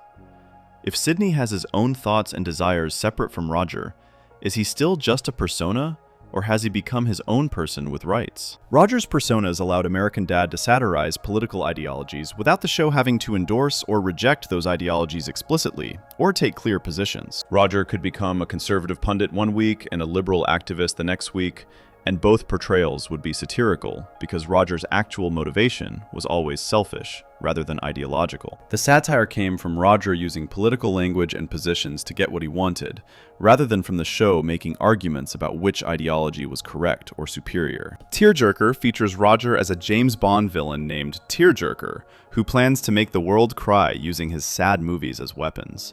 The persona is a satire of Bond villains and their elaborate schemes that make no practical sense. Roger as Tearjerker has a secret lair, henchmen, and a world domination plan, all played completely straight within the episode's spy thriller format. The satire works because the episode commits fully to the genre, while showing how ridiculous the conventions are when examined closely. Roger's lack of empathy and his alien nature meant his personas could be extreme without the show having to justify or explain them through backstory. Roger could be cruel, manipulative, or absurd because those traits came from being an alien with different psychology than humans have. This gave the writers freedom to push situations further than they could with human characters, who would need believable motivations and consistent psychology. Horse Renoir has Roger becoming a horse race jockey, despite being an alien who knows nothing about horse racing or equestrian sports. Roger learns that horses are slaughtered when they can't race anymore, and becomes emotionally attached to the horses he works with. Roger's genuine sadness about the horses contrasts with his usual selfishness and cruelty. The episode uses Roger's alien perspective to comment on how humans treat animals as commodities to be discarded. Roger can see the cruelty that humans have normalized because he's not part of human culture and hasn't been socialized to accept it. Ricky Spanish introduces Roger's most infamous persona, a man so terrible that everyone in town wants to kill him on sight. Ricky Spanish has committed countless crimes and betrayals throughout the community over many years. When Roger uses the Ricky Spanish persona again, after years of keeping it dormant, people react with immediate rage and violence toward him. The episode satirizes redemption narratives by showing Roger trying to make amends for Ricky Spanish's actions while still being fundamentally selfish and unable to truly change his nature. The Ricky Spanish persona became a recurring element that represented Roger at his worst and most destructive. Whenever Roger needed to do something truly terrible in future episodes, he could become Ricky Spanish, and the audience would accept it because Ricky Spanish was established as evil and irredeemable. This gave the show a release valve for darker comedy that wouldn't work with the main characters, who needed some audience sympathy. Roger's personas also allowed the show to explore different aspects of American culture and society, without requiring the Smith family to somehow encounter all these different worlds through plot contrivance. Roger could become a country music star, a college professor, a fashion designer, or a crime lord, and each persona would open up new satirical territory. The show didn't need elaborate plots to put Stan in these situations, because Roger could just create a persona and suddenly be inside that world with full access. Introducing the Naughty Stewardesses has Roger running an airline staffed entirely by his personas playing different roles. Roger created personas for every job on the airline, from pilots to flight attendants to ground crew to management. The airline is chaos because Roger's personas are incompetent and selfish and working at cross purposes. The episode satirizes corporate structure and how institutions fail when everyone is acting in self-interest rather than working toward common goals or the institution's stated mission. Roger's personas sometimes allowed for commentary that would be inappropriate coming from human characters in certain contexts. Roger could satirize racial or cultural stereotypes through personas because his alien nature made it clear he was performing identity rather than authentically belonging to any group. This was dangerous comedy that could easily go wrong and offend. But the show used Roger's alien status as a way to examine how people perform identity and how stereotypes function in society. Shallow Vows has Roger becoming a wedding planner persona who takes over Stan and Francine's vow renewal ceremony. Roger, as the wedding planner, is flamboyant and controlling, embodying certain stereotypes about wedding planners and event coordinators in the entertainment industry. The satire targets the wedding industry and how it commercializes marriage and turns personal ceremonies into theatrical productions. Roger's persona exposes how wedding planners manipulate couples into spending more money and creating elaborate events that serve the planner's vision rather than the couple's actual desires. Roger's personas also revealed that identity itself was flexible and performative in ways the show explored without stating explicitly through dialogue. Stan believed in fixed categories and essential identities that people were born with. Roger proved through his personas that identity was whatever you could convince people to believe about you. This philosophical point emerged from watching Roger's storylines, rather than from characters discussing it directly in conversations. The Kidney Stays in the Picture reveals that Roger has been involved in Stan and Francine's relationship since before they were married decades earlier. Roger was disguised as someone else at key moments in their relationship history without them knowing. This retroactive insertion of Roger into the family's past showed how Roger's personas could rewrite history and suggest that identity and memory were more fluid than the characters realized or wanted to admit. The absurdity of Roger's personas replaced direct political commentary in many episodes during the show's evolution. Instead of making arguments about specific issues through dialogue, episodes would show Roger creating elaborate schemes through his personas that spiraled into chaos. The comedy came from watching situations escalate and watching Roger commit to ridiculous personas completely without breaking character. The satire was implicit in the situations rather than stated through dialogue or moral lessons at the end. Bully for Steve has Roger becoming a bully persona to teach Steve how to stand up to bullies at school. Roger's bully persona is so extreme and violent that Stan has to intervene to protect his son. The episode satirizes both bullying culture and the idea that victims need to become aggressive to protect themselves from aggression. Roger's complete commitment to the bully persona turns a simple lesson into a violent confrontation that helps no one and traumatizes Steve. Great Space Roaster features multiple Roger personas roasting Roger himself at a comedy roast in space. Roger's personas have become so independent that they can critique Roger from their own perspectives as separate beings. Each persona represents a different aspect of Roger's personality, given voice and autonomy. The episode uses the roast format to explore how Roger contains multitudes, and how his different personas reveal truths about him that he avoids confronting directly. Roger's personas transformed American Dad's satirical approach from direct commentary to implicit critique through observation. The show didn't need Stan and Haley to debate issues when Roger could embody different positions through personas and expose their contradictions through his behavior. Political meaning emerged from watching how Roger's personas function in the world, rather than from characters explaining what viewers should think about them or what lessons should be learned. Before we move on, make sure to subscribe if you're enjoying this breakdown. Roger's flexibility as a satirical tool contributed to a broader change in how American Dad communicated its commentary to audiences. Section 8. Satire without lecturing. As American Dad evolved through its middle and later seasons, the show stopped telling audiences what to think about political and social issues. Earlier seasons had characters explicitly stating moral lessons or having debates where one character learned they were wrong about something important. Later seasons trusted viewers to understand the commentary through observing character behavior, rather than through explicit instruction or moral statements. This shift from lecturing to showing made the satire more sophisticated and more effective at reaching audiences. Early American Dad featured arguments between Stan and Haley, where one character would convince the other they were wrong about an issue through debate. These debates would end with someone admitting they had learned something or changed their mind about their position. The episode's message was clear and stated directly by characters speaking to each other. Mr. and Mrs.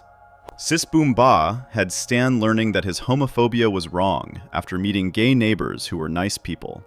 The episode concluded with Stan explicitly saying he was wrong to judge people based on sexual orientation. Later American Dad rarely featured these explicit learning moments where characters grew and changed. Characters would behave in ways that revealed their flaws and contradictions, and the audience was left to draw their own conclusions about what the behavior meant. The satire emerged from contradiction and escalation, rather than from characters explaining their views and then changing their minds through reasoned discourse. Episodes showed people being hypocrites without having characters call out the hypocrisy directly through dialogue. The Unbrave One has Francine becoming a vigilante after being mugged on the street. Stan supports her vigilante justice initially because it aligns with his tough-on-crime beliefs about punishment. Francine becomes increasingly violent and unstable as she hunts criminals throughout the city. Stan has to stop her when her vigilantism goes too far and threatens innocent people. The episode satirizes both tough-on-crime politics and revenge fantasies, without having characters debate criminal justice policy or discuss the ethics of vigilantism. Francine's transformation from victim to vigilante happens gradually through the episode's progression. She starts by wanting to feel safe again after trauma. She escalates to wanting revenge on her specific attacker who hurt her. Eventually, she's attacking anyone she perceives as a criminal, regardless of what they actually did or whether they pose any real threat. The episode shows how fear and trauma can lead to violence that becomes indistinguishable from the original crime that started the cycle.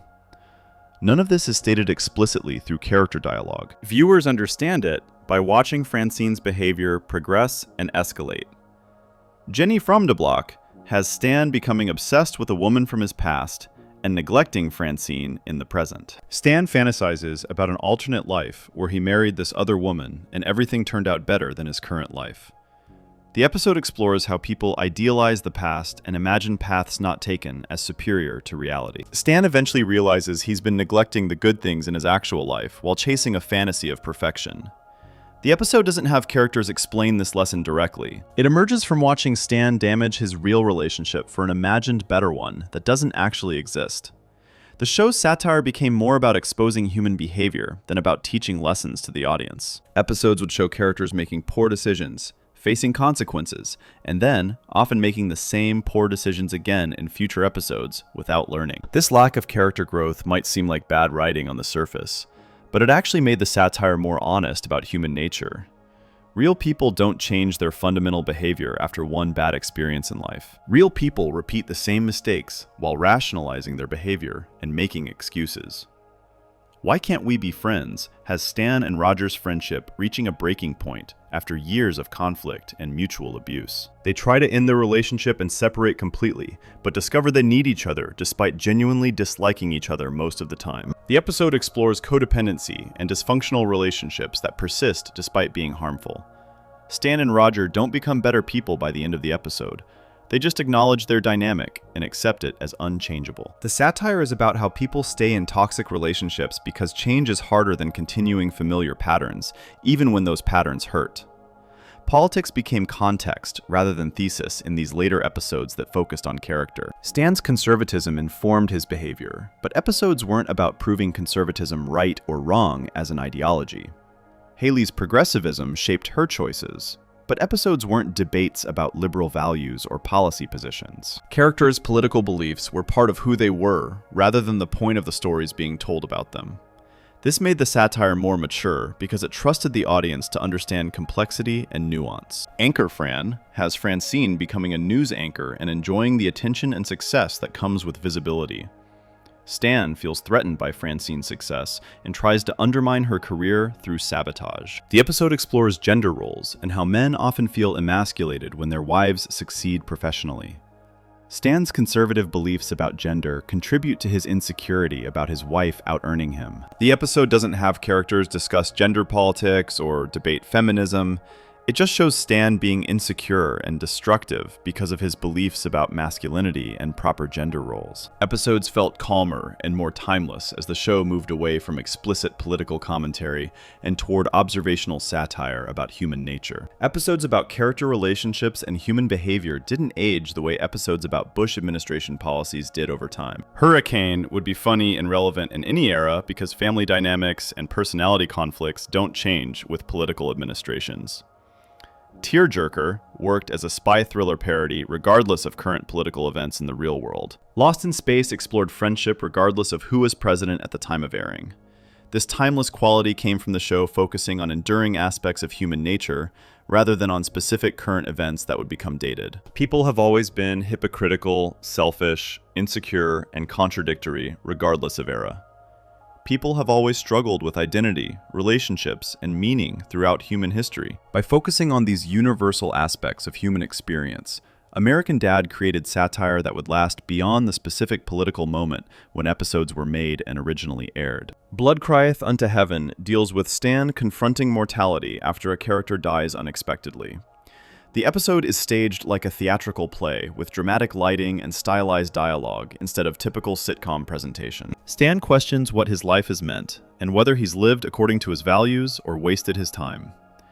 The episode is deadly serious in tone, despite being an animated comedy show. Characters speak in poetic language about existence and death and meaning. The episode works because it trusts the audience to engage with serious themes without jokes every few seconds to lighten the mood. The show developed confidence that audiences would follow complex emotional narratives without constant comedy beats interrupting the drama. Episodes could have extended dramatic sequences where characters experienced genuine pain or growth without punchlines.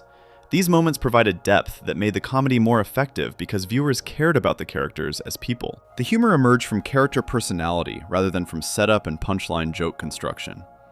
Flirting with Disaster has Stan trying to relive his youth by flirting with younger women at the mall. Francine feels neglected and unappreciated by her husband's wandering attention. Their marriage is genuinely at risk in the episode's conflict. The comedy comes from watching Stan make terrible decisions while thinking he's being charming and attractive. The satire is about male midlife crisis and how men often destroy good relationships chasing validation from strangers. No character explains this theme through dialogue. It's simply what happens in the episode through action. The show stopped worrying about whether audiences would agree with its perspective on issues or approve of its politics. Earlier seasons seemed concerned with making sure viewers understood which character was right and which was wrong in debates. Later seasons presented situations without judgment and let viewers form their own opinions based on their values. This created more interesting comedy because different viewers could interpret episodes differently based on their own values and experiences without the show telling them what to think. Casino Normal has Stan becoming addicted to gambling at an underground CIA casino in the building.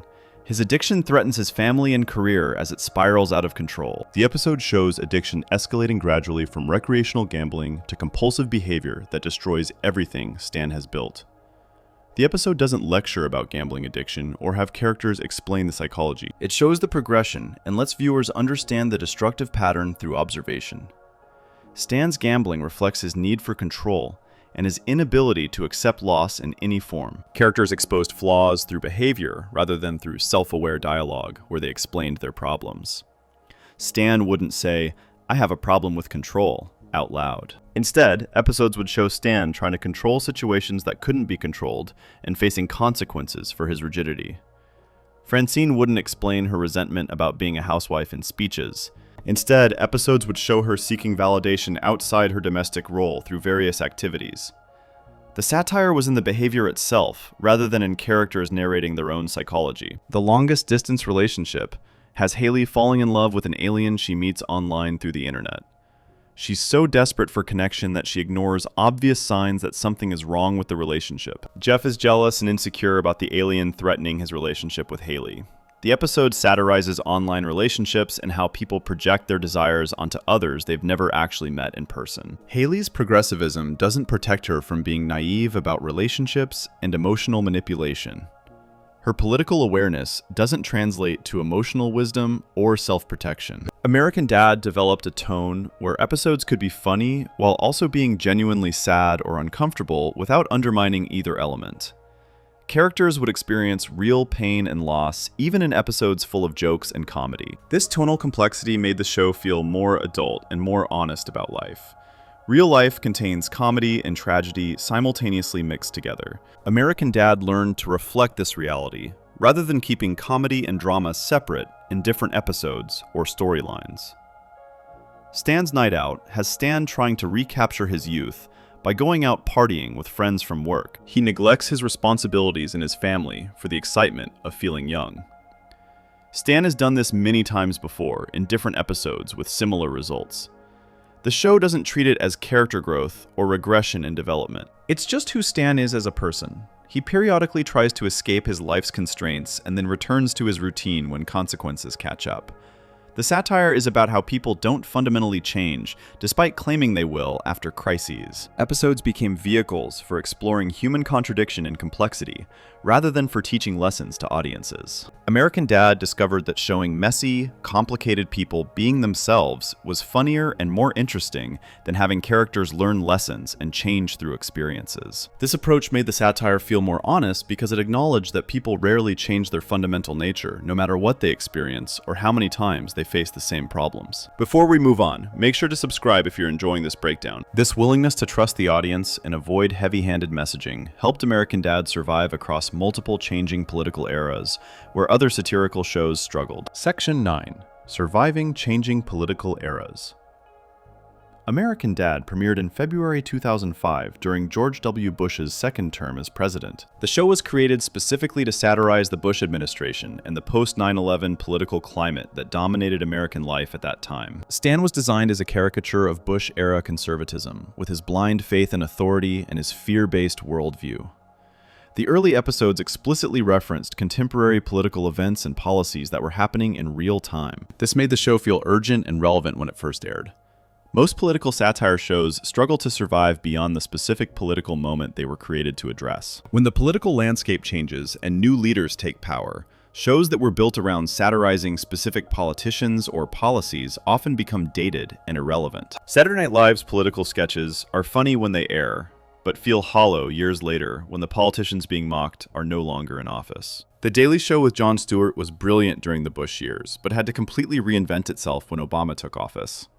American Dad faced this exact challenge when Bush left office in January 2009 and Barack Obama became president. The show had spent its first 3 seasons building its identity around critiquing Bush-era politics. Stan was a character designed to represent everything wrong with conservative fear-mongering and authoritarian thinking during that specific historical period. The show's entire premise seemed to depend on Bush being president and on the war on terror dominating political discourse. When Obama took office, many viewers and critics wondered whether American Dad could survive. The show had lost its primary target. Obama was a Democrat who represented a different political philosophy than Bush. The cultural mood in America shifted from fear and security concerns toward hope and change, as campaign slogans promised. The issues dominating political conversation changed from terrorism to economic recovery after the 2008 financial crisis. American Dad's original satirical purpose seemed to have disappeared with the change in administration. The show's survival came from the evolution it had already begun during seasons 4 and 5. American Dad had started moving away from explicit political satire and toward character-driven comedy before Obama took office. By the time the political landscape changed, the show was already less dependent on Bush being president. Stan was no longer just a symbol of Bush-era conservatism. He had become a fully developed character with personality traits and psychological depth beyond his political beliefs. 100 AD aired in September 2008, several months before Obama's election. The episode had the family trapped in a fallout shelter after Stan became convinced the apocalypse was coming. The episode focused on family dynamics under pressure, rather than on political commentary about government preparedness or terrorism. This episode demonstrated that American Dad could create compelling stories about these characters without needing specific political targets or references to current events. The shift from policy to behavior as the focus of satire made American Dad more adaptable to changing political eras. Instead of satirizing specific policies or political decisions, the show satirized human behavior and psychological patterns that persisted regardless of who was president. Stan's need for control didn't depend on Bush being in office. Roger's selfishness didn't require any particular political context. Francine's search for identity and validation worked in any era. These character traits were timeless in ways that policy jokes never could be. Rapture's Delight aired in December 2009 during Obama's first year as president. The episode was a post-apocalyptic action story about Stan trying to rescue Francine from the Antichrist after the rapture happened. The episode had no connection to contemporary politics at all. There were no references to Obama or to current events or to policy debates happening in 2009. The episode worked as entertainment, regardless of the political context surrounding it when it aired. American Dad avoided the trap of replacing Bush with Obama as the primary target of satire. Some shows that had been critical of Bush felt obligated to either go easy on Obama because he shared their political leanings, or to criticize Obama equally to prove they were balanced. American Dad simply stopped making contemporary political figures the focus of episodes. Stan remained conservative, but his conservatism was explored through his personality and his relationships, rather than through debates about Obama administration policies. The show continued airing throughout Obama's entire 8-year presidency, from 2009 to 2017. During this time, American Dad maintained consistent quality and viewership without needing to constantly reference current events or political news cycles. Episodes from the Obama years don't feel dated when watched years later because they weren't built around topical references that only made sense at the time. Lost in Space from 2010 works just as well in 2026 as it did when it aired, because the episode is about friendship and identity rather than about politics. Virtual Insanity aired in 2011 and explored how virtual reality and online personas allow people to escape reality. The episode commented on technology and identity rather than on Obama administration policies. The satire was about human behavior in the digital age rather than about partisan politics. This allowed the episode to remain relevant as social media continued evolving and as the issues it addressed became more prominent in society. American Dad also survived the transition from Obama to Trump in 2017 without needing to reinvent itself again. When Trump became president, many satirical shows felt pressure to address his presidency constantly because Trump dominated media attention and cultural conversation. Saturday Night Live built entire seasons around Trump sketches. Late-night talk shows made Trump their primary subject. Other animated shows, like South Park, devoted multiple episodes to Trump and his presidency. American Dad acknowledged Trump's existence occasionally, but never made him central to the show's comedy or satire. The show had already established that it didn't need to focus on whoever was currently president to create effective satire. Stan's character had developed beyond representing any specific political moment. His conservatism was a personality trait that informed his behavior, rather than a position that needed to be debated in every episode. The Talented Mr. Dingleberry aired in 2018 during Trump's presidency. The episode was about Roger getting involved in local politics through one of his personas. The episode satirized political ambition and how people use politics for personal gain, rather than making any specific commentary about Trump or his administration. The episode worked as satire of timeless political behavior, rather than as commentary on the contemporary moment. The show's move from Fox to TBS in 2014 also contributed to its ability to survive across political eras. TBS was a cable network that gave American Dad more creative freedom and less pressure to be topical or to chase ratings through political controversy. The network wanted consistent quality comedy, rather than shows that responded to every political development. This allowed American Dad to develop its own identity, separate from whatever was happening in Washington. Garfield and Friends from 2017 dealt with Roger discovering that his abandoned personas die when he stops using them. The episode explored identity and consciousness through Roger's psychology, rather than through political commentary. The episode could have aired in any year and worked equally well because it wasn't tied to any specific political moment or current event. American Dad's approach to surviving political change was essentially to stop treating politics as the most important thing about its characters. Stan remained conservative throughout the show's run, but episodes rarely required viewers to care about his specific policy positions. What mattered was how Stan's worldview affected his relationships with Francine, Haley, Steve, and Roger. Politics became background rather than foreground in most episodes.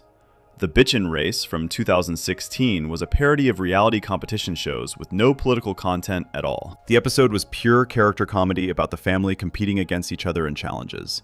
The episode demonstrated that American Dad could entertain audiences without any political satire or commentary whatsoever. The characters were strong enough and funny enough to carry episodes through pure personality and behavior. The show also benefited from having multiple types of episodes in its rotation. Some episodes featured high-concept science fiction premises. Some episodes were parodies of other genres and films. Some episodes focused on character relationships. Some episodes were surreal Roger adventures.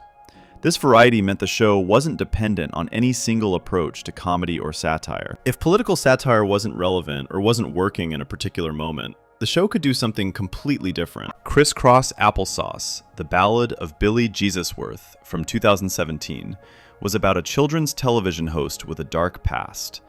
The episode was a character study with noir elements that had nothing to do with politics or current events. The episode received critical praise for its storytelling and emotional depth. American Dad had become confident enough in its characters and its creative voice that it could tell any kind of story without worrying about whether it fit the show's original premise. The show's longevity across political eras proved that character-based comedy ages better than topical satire. Jokes about Bush feel dated in 2026. Jokes about Obama administration policies mean nothing to viewers who were children when he was president. References to Trump will eventually feel as distant as references to Nixon do now.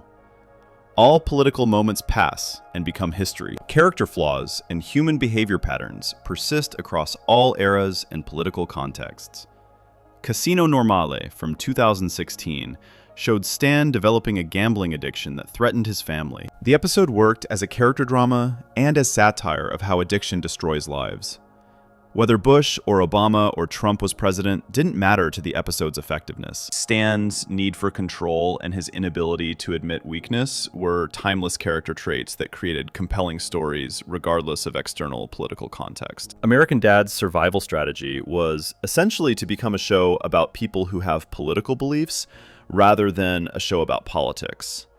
This subtle distinction made all the difference. Stan being conservative informed his character and created comedy, but it didn't define every story he appeared in. Episodes could explore Stan's relationship with Francine, or his jealousy of Roger, or his midlife crisis without requiring political framing or commentary.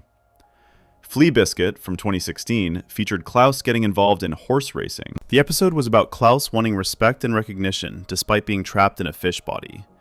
The episode commented on disability and dignity without any political content. Klaus's situation created comedy and pathos through character rather than through political satire. The show also avoided exhausting itself by constantly trying to stay current with political developments. Shows that try to comment on every political controversy and news story burn out their writers and audiences. Political scandals and outrages happen constantly in modern media cycles. Trying to satirize everything leaves no time for developing characters or telling meaningful stories. American Dad chose depth over breadth by focusing on its characters rather than trying to cover every political topic. The Hall Monitor and the Lunch Lady from 2018 dealt with sensitive subject matter about school safety and protection. The episode handled the topic carefully through character relationships and emotional storytelling. The episode demonstrated that American Dad could address serious contemporary issues without needing to be explicitly political or partisan in its approach. By surviving across Bush, Obama, Trump, and Biden administrations, American Dad proved that animated comedy can outlast the specific political moments that inspired it. The show that began as Bush-era satire became something more flexible and enduring. American Dad became a show about an American family navigating modern life with all its contradictions and complexities, rather than a show about specific political debates or controversies. Before we move on, make sure to subscribe if you're enjoying this breakdown. This approach to political change explains why American Dad's satire aged gracefully, while other political comedies from the same era feel dated and irrelevant. Section 10. Why American Dad's political satire aged gracefully. When viewers return to American Dad episodes from the mid-2000s, they remain funny and watchable in ways that many other political comedies from that era don't. The show's satire aged gracefully because it was built on character rather than on topical references. Episodes that seemed politically charged when they aired reveal themselves to be character studies that use politics as context rather than as content. This foundation in character allowed the show's comedy to survive long after the specific political moments it referenced had passed into history. Character-based satire lasts longer than topical jokes because human nature doesn't change the way political circumstances do. Stan's need for control is as recognizable in 2026 as it was in 2005. Roger's selfishness remains funny regardless of who is president or what policies are being debated in Washington. Francine's search for identity beyond her role as wife and mother resonates with audiences across generations. These character traits create comedy that remains relevant because they reflect enduring aspects of human psychology rather than temporary political situations. Hurricane from 2011 remains entertaining years later because it's about family dynamics under stress rather than about contemporary political responses to natural disasters. Stan's controlling behavior during the hurricane comes from his personality and his need to feel in charge of situations. The conflict with Francine and the kids emerges from their established relationships and their long history of dealing with Stan's rigidity. The episode could have been made in any decade and worked equally well because the character dynamics are timeless, even though the episode was responding to real disasters like Hurricane Katrina that had happened years earlier. Compare this to political sketches from Saturday Night Live during the same period. SNL's Bush impersonations were hilarious in 2005, but feel dated and irrelevant in 2026. The sketches depended entirely on viewers recognizing Bush and caring about current political controversies happening at that moment. Once Bush left office, the sketches lost their power and their context. You can still watch them and understand they were funny at the time, but they don't create genuine laughter years later because the moment has passed and the political context no longer exists. American Dad avoided this fate by making politics part of who characters were rather than what the show was about.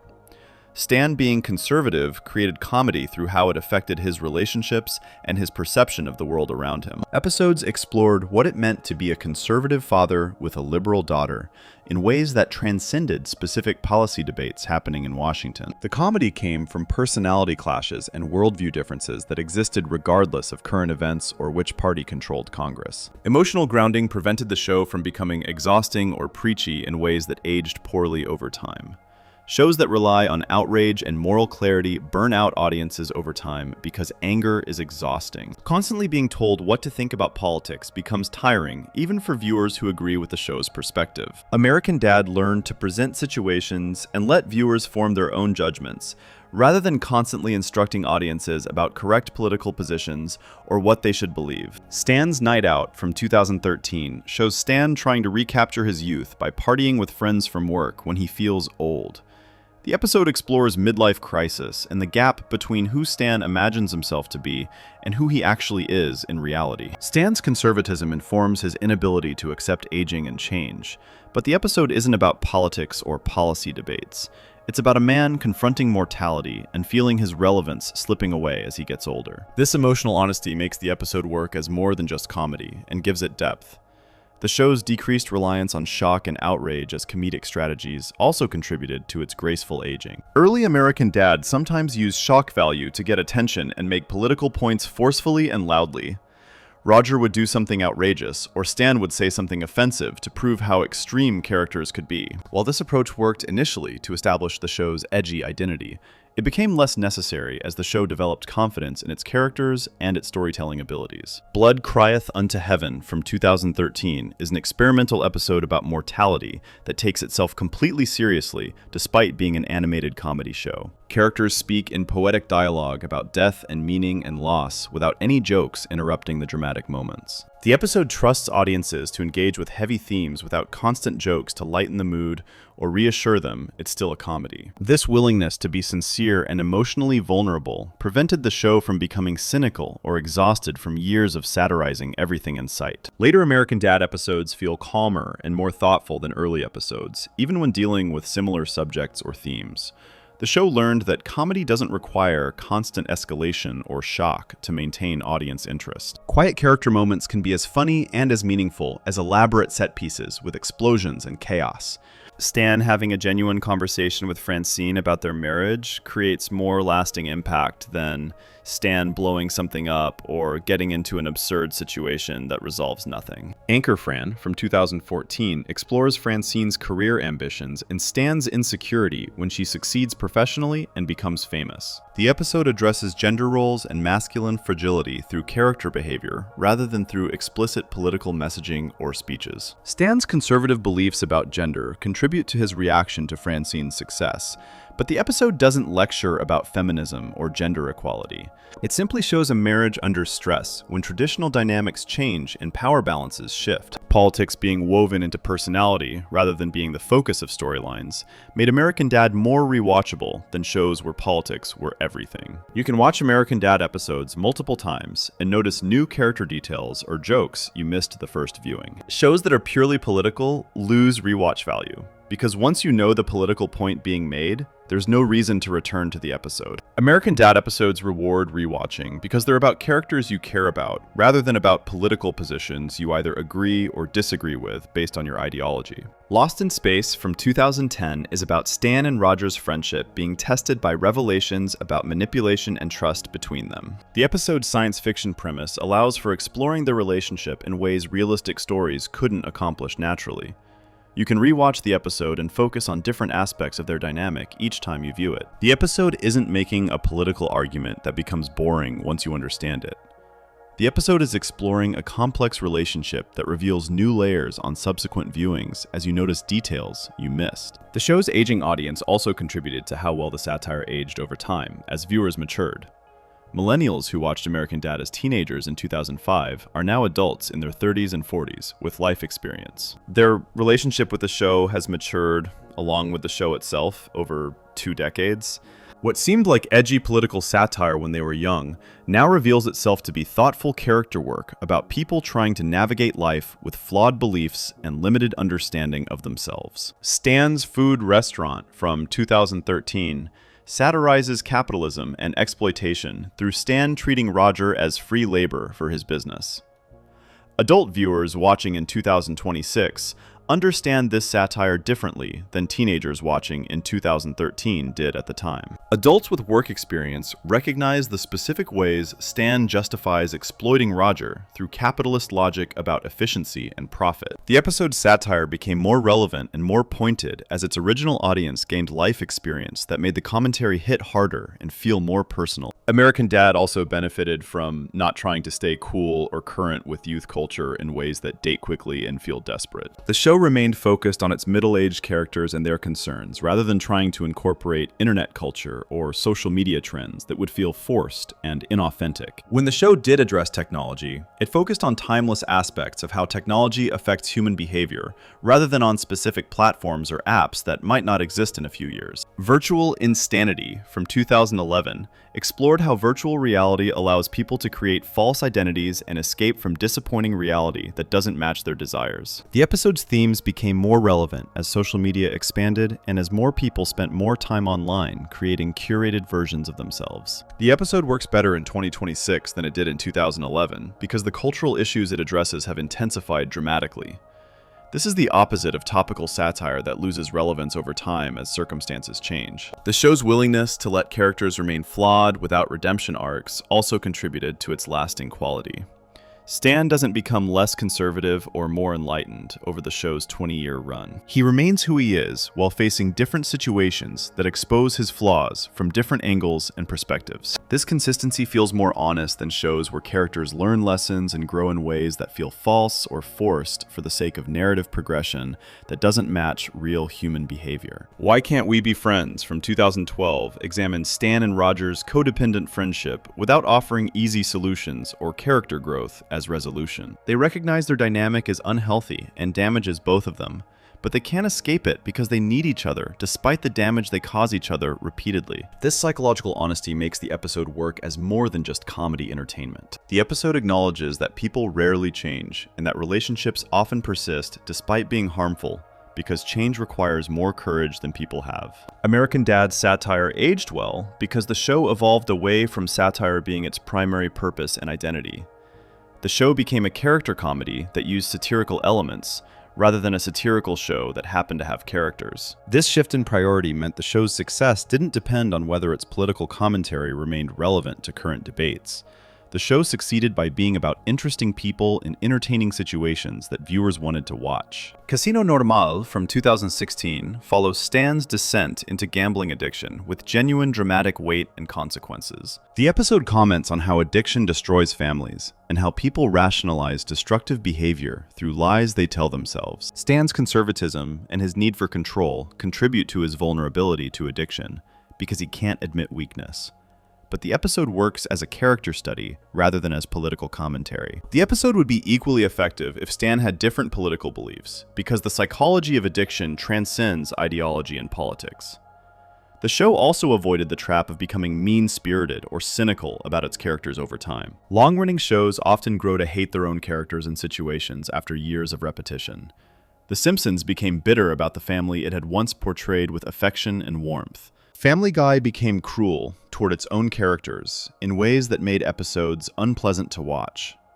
American Dad maintained genuine affection for its characters, even while exposing their flaws and contradictions and mistakes. The Scarlet Getter from 2011 shows Roger at his most obsessive and creepy as he stalks a woman. Yet the episode maintains empathy for him despite his behavior. Roger's behavior is wrong and harmful to the woman, but the episode allows viewers to understand why Roger acts this way, rather than just condemning him as evil. This empathy prevents the satire from becoming harsh or judgmental in ways that would make the show exhausting to watch over many years. The show's production quality also improved over time in ways that made older episodes feel less dated than they might have otherwise. The animation became more fluid and expressive with better technology. The voice acting remained consistent with the same performers inhabiting these characters for decades. The writing maintained high standards without becoming lazy or repetitive, even after hundreds of episodes. These technical improvements meant episodes from different eras could coexist without jarring quality differences that would make early episodes unwatchable. American Dad's greatest achievement was creating satire that didn't require audiences to share its political perspective to find it funny. Conservative viewers could laugh at Stan's excesses without feeling attacked personally. Liberal viewers could laugh at Haley's naivety without feeling betrayed by the show. People with no political investment could simply enjoy watching interesting characters in entertaining situations. This broad appeal came from the show being fundamentally about people rather than about politics. Before we move on, make sure to subscribe if you're enjoying this breakdown. This graceful aging positioned American Dad to develop a modern identity that embraced its evolution from political satire to something richer and more complex. Section 11. American Dad as character-first satire.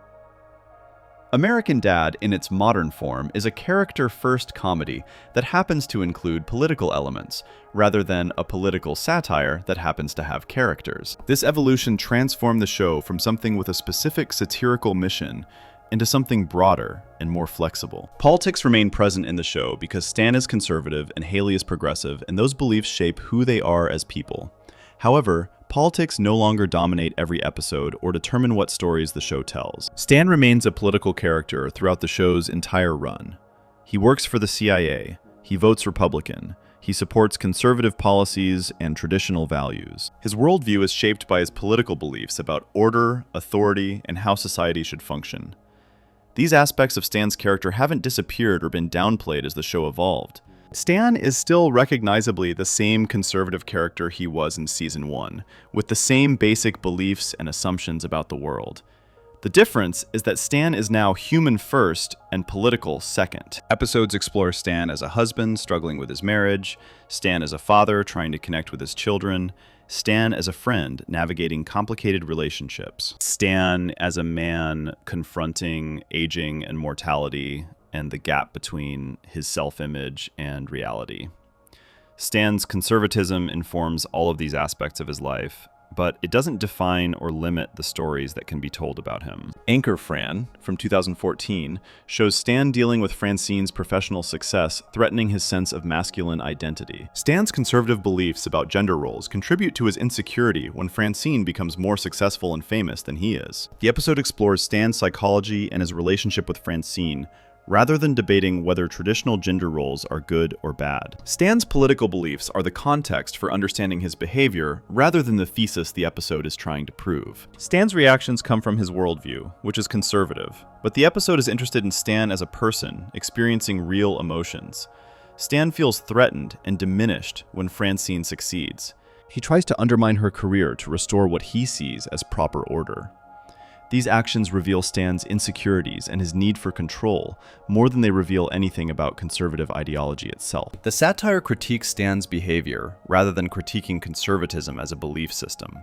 Stan's Night Out, from 2013, examines Stan's midlife crisis and his attempt to recapture youth by partying with coworkers. Stan feels old and irrelevant and stuck in routines that bore him.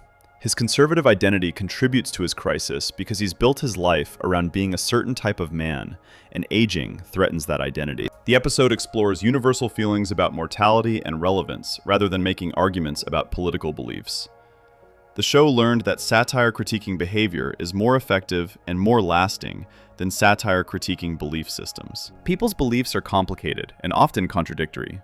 Attacking someone's beliefs makes them defensive and closed to comedy. Showing how people behave based on their beliefs allows audiences to recognize patterns and draw their own conclusions without feeling attacked or lectured. Why Can't We Be Friends, from 2012, shows Stan and Roger's toxic friendship continuing, despite both of them recognizing it's unhealthy. Stan's need for order and Roger's need for chaos create a dynamic where they bring out the worst in each other repeatedly. The episode examines codependency and how people stay in destructive relationships because change is harder than continuing familiar patterns. Stan's conservatism plays a role in the dynamic, but the episode is about human behavior rather than about political ideology. Francine developed into one of the show's most interesting characters as episodes moved away from political focus. Early Francine was mostly defined by being Stan's wife and tolerating his behavior. Later, Francine became a character with her own desires, frustrations, and capacity for growth and change. Francine's storylines explored identity, ambition, creativity, and the search for meaning beyond domestic roles. G-String Circus from 2010 has Francine becoming a stripper when the family needs money. The episode explores how economic pressure can override moral beliefs and how people rationalize choices they never thought they'd make. Francine's journey through sex work comments on class and capitalism without requiring political framing. The episode is about Francine as a person making difficult choices, rather than about proving a political point. Haley similarly evolved beyond being just the liberal counterpoint to Stan's conservatism. Haley became a character with her own relationships, her own struggles with identity and purpose, and her own contradictions between stated values and actual behavior.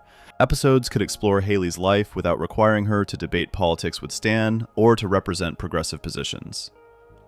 The Longest Distance Relationship from 2012 has Haley falling in love with an alien she meets online. Haley's desperation for connection makes her ignore obvious warning signs that something is wrong. The episode satirizes how people project desires onto others they've never met in person. Haley's progressivism doesn't protect her from being naive about relationships. The episode explores Haley as a person vulnerable to manipulation, rather than as a symbol of liberal values. Steve's coming-of-age storylines provided content completely separate from political satire throughout the show's evolution. Steve navigated friendship, romance, school, popularity, and identity formation in ways that had nothing to do with conservative or progressive ideology. Steve represented the next generation trying to figure out who they were in a world that didn't make sense yet. Blood Crieth Unto Heaven from 2013 deals with Steve confronting death and loss in an experimental theatrical episode. Steve's grief and confusion are portrayed with genuine emotional weight, despite the show being a comedy. The episode demonstrates that American Dad could handle serious themes through character rather than through political commentary. Steve's experience is universal rather than ideological. Klaus received more development as a character with his own storylines, rather than just being a Nazi joke or a fish making sarcastic comments. Klaus wanted romance, freedom, and recognition as a person, despite being trapped in a fish body.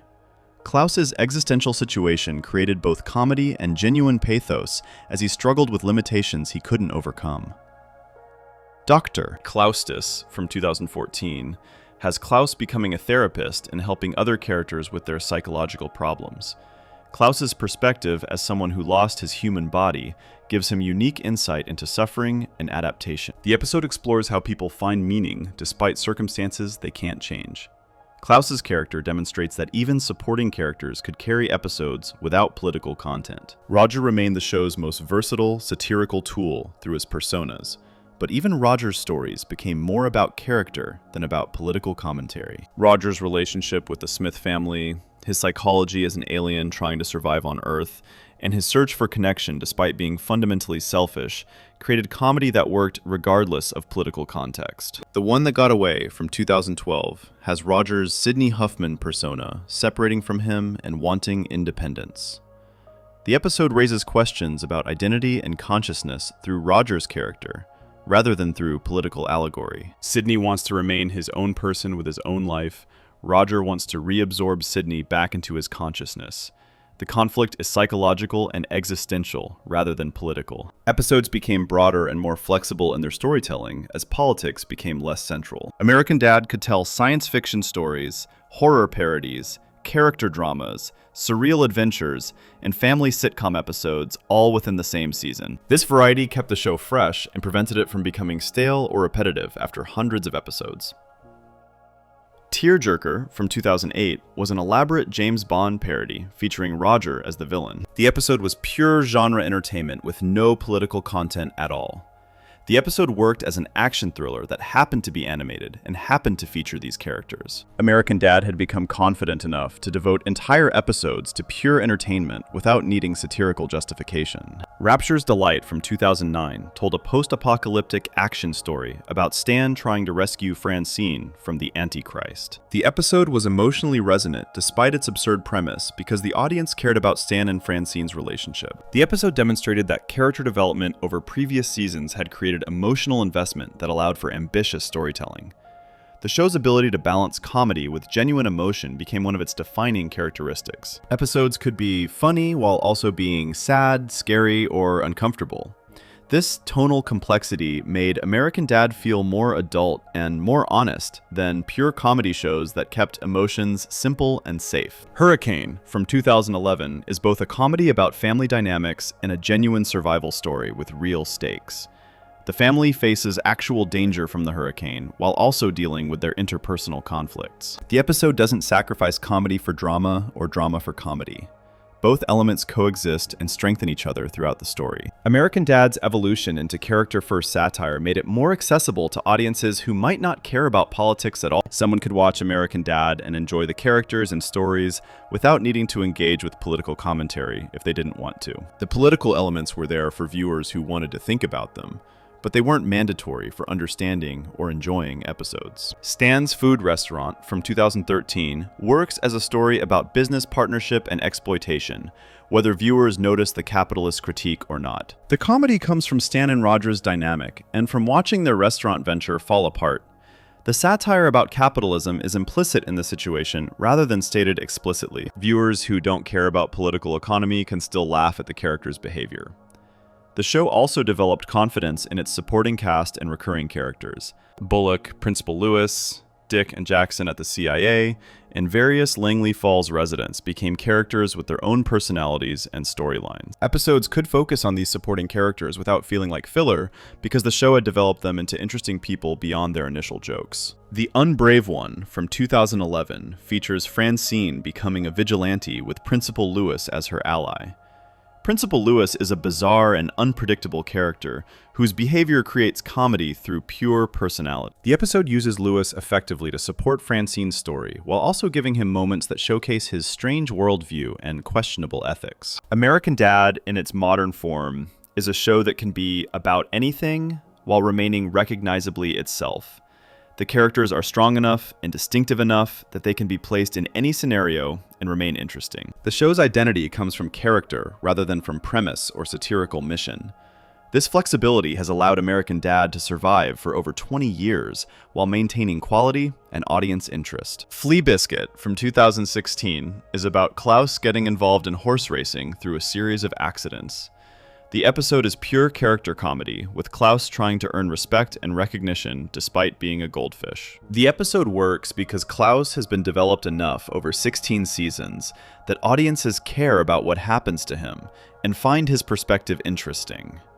The show's writers learned to trust the characters they had created. Instead of constantly adding new gimmicks or recurring jokes to keep things fresh, they found new angles on established characters and new situations that would test those characters in interesting ways. This approach created depth rather than breadth, as characters revealed new layers over time. Casino Normale from 2016 reveals that Stan has an addictive personality that makes him vulnerable to gambling. This isn't new information contradicting previous episodes. It's a new angle on Stan's established need for control and his difficulty accepting loss or failure. The episode builds on years of character development rather than inventing new traits for the sake of a story. American Dad became a show where politics informed character but didn't dominate storytelling. Stan is conservative, and that matters to understanding him, but episodes are about Stan as a person first, and as a conservative second. This prioritization made the show more sustainable and more interesting than if it had remained focused primarily on political satire of the moment. Before we move on, make sure to subscribe if you're enjoying this breakdown. This character-first approach reveals important truths about how satire functions and evolves when it's built to last. Section 12. What this evolution says about satire. American Dad's journey from explicit political satire to character-driven comedy with political awareness demonstrates something important about how satire functions and survives over time. Satire is not a fixed form that must remain unchanged to be effective. Satire evolves with its creators and its audience, adapting to changing circumstances while maintaining its core purpose of exposing contradictions and revealing truths about human behavior. Understanding how American Dad transformed reveals broader lessons about what makes satire last and what allows satirical shows to remain relevant across decades of cultural change. When American Dad premiered in 2005, explicit political satire felt necessary and urgent. The Bush administration was in power during its second term. The war on terror dominated national conversation and shaped American foreign policy. Political divisions felt sharp and consequential in ways that seemed to demand commentary and response. Creating a character like Stan, who represented Bush-era conservatism, and putting him in a family with a liberal daughter felt like an important intervention in political discourse at that specific moment. The show had something specific to say about the political moment it was created in. Seth MacFarlane wanted to satirize conservative responses to terrorism and the expansion of government surveillance powers. The show questioned blind patriotism and unexamined support for military action. Stan worked for the CIA, which allowed the show to comment directly on American intelligence agencies and their role in the war on terror. The premise was built around political tension that existed in American society in 2005. As years passed and circumstances changed, that specific urgency faded naturally over time. Bush left office in 2009. Obama became president and brought different policies and different approaches to terrorism and foreign policy. The political issues that seemed so important in 2005 were replaced by new concerns and controversies. The healthcare debate dominated Obama's first term. The Tea Party movement emerged. Gay marriage became legal. The political landscape kept shifting in ways that made 2005's specific concerns feel less immediate. If American Dad had remained focused exclusively on Bush-era politics, it would have become a historical artifact. The show would be interesting only as a document of a specific moment in time, rather than as ongoing entertainment that people wanted to watch. Shows that stay trapped in their original moment lose relevance as that moment recedes into history and becomes less meaningful to contemporary audiences. American Dad's survival came from recognizing that political humor doesn't disappear when explicit political commentary becomes less relevant. Political humor transforms into something else that serves similar purposes through different means. The show stopped making arguments about specific policies and started exploring how political beliefs shape personality and behavior in ways that persist across changing political eras and different administrations. This transformation allowed American Dad to remain politically engaged without being politically exhausting. The show continued to examine conservative worldviews through Stan and progressive worldviews through Haley throughout its entire run. Stan never stopped being conservative. Haley never stopped being progressive. Their political identities remained central to who they were as characters and how they understood the world around them. The show simply found new ways to explore those identities beyond policy debates and topical references to current events. Stan's Night Out from 2013 examines how Stan's conservative identity contributes to his midlife crisis without mentioning specific political issues or policies happening at that time. Stan built his self-image around being a certain type of man with certain values and capabilities. Aging threatens that identity by revealing limitations and vulnerabilities Stan doesn't want to acknowledge or accept. The episode explores political identity as psychological foundation rather than as policy position. Stan's conservatism matters because it shaped who he became and how he thinks about himself. American Dad also demonstrated that satire can critique power and behavior without needing to name specific powerful people or reference specific events from recent news. The show satirized authoritarianism through Stan's personality without needing to make him represent any particular politician or political leader. The show criticized capitalism through various episodes without needing to debate economic policy explicitly or take positions on specific legislation. The satire worked through showing patterns of behavior rather than through topical commentary about current politics. G-String Circus from 2010 satirizes how economic systems force people into degrading situations without mentioning capitalism by name or debating economic theory directly. Francine needs money because the family is struggling financially. Her choices are limited by economic circumstances beyond her control. She makes a choice she never wanted to make because she has no better options available to her. The episode lets viewers understand the critique through observing the situation rather than through characters explaining the political meaning or delivering speeches about economics. The show's evolution also reveals that audiences can handle complexity and ambiguity in satire when given credit for intelligence. American Dad stopped providing clear moral lessons and explicit political positions at the end of episodes. The show began trusting viewers to think for themselves about what they observed and to draw their own conclusions. This approach respected audience intelligence, rather than assuming viewers needed everything explained to them, like children. Why Can't We Be Friends from 2012 presents Stan and Roger's toxic friendship without telling viewers what to think about it. The episode shows their dynamic and its consequences clearly through their behavior and actions. Viewers can interpret the relationship through whatever framework makes sense to them based on their own understanding. Some might see codependency and unhealthy attachment. Others might see the corruption of power and how it damages relationships. Still others might see a commentary on American foreign policy through the metaphor of Stan the CIA agent and Roger the alien. All interpretations are valid because the episode doesn't insist on one reading being correct. American Dad's longevity demonstrates that satire survives by adapting its tone and focus to changing circumstances, rather than by maintaining rigid consistency with its original premise. Shows that refuse to evolve become trapped in the moment they were created for and can't escape that historical context. Shows that evolve thoughtfully can remain relevant across decades by finding new angles on enduring concerns that persist regardless of which party controls government. The show adapted its tone from loud and explicitly political to quieter and more observational over its 20-year run. Early episodes featured characters shouting their positions at each other in direct debates about policy. Later episodes featured characters behaving according to their beliefs without stating those beliefs explicitly or arguing about them. This tonal shift made the satire more sophisticated and more effective at reaching audiences who might resist explicit political messaging or who were tired of political arguments. Blood Crieth Unto Heaven from 2013 represents how far American Dad had evolved tonally from its beginnings. The episode is staged like a theatrical drama, with poetic dialogue and serious themes about mortality and meaning. Characters speak in stylized language about death and loss instead of in sitcom dialogue.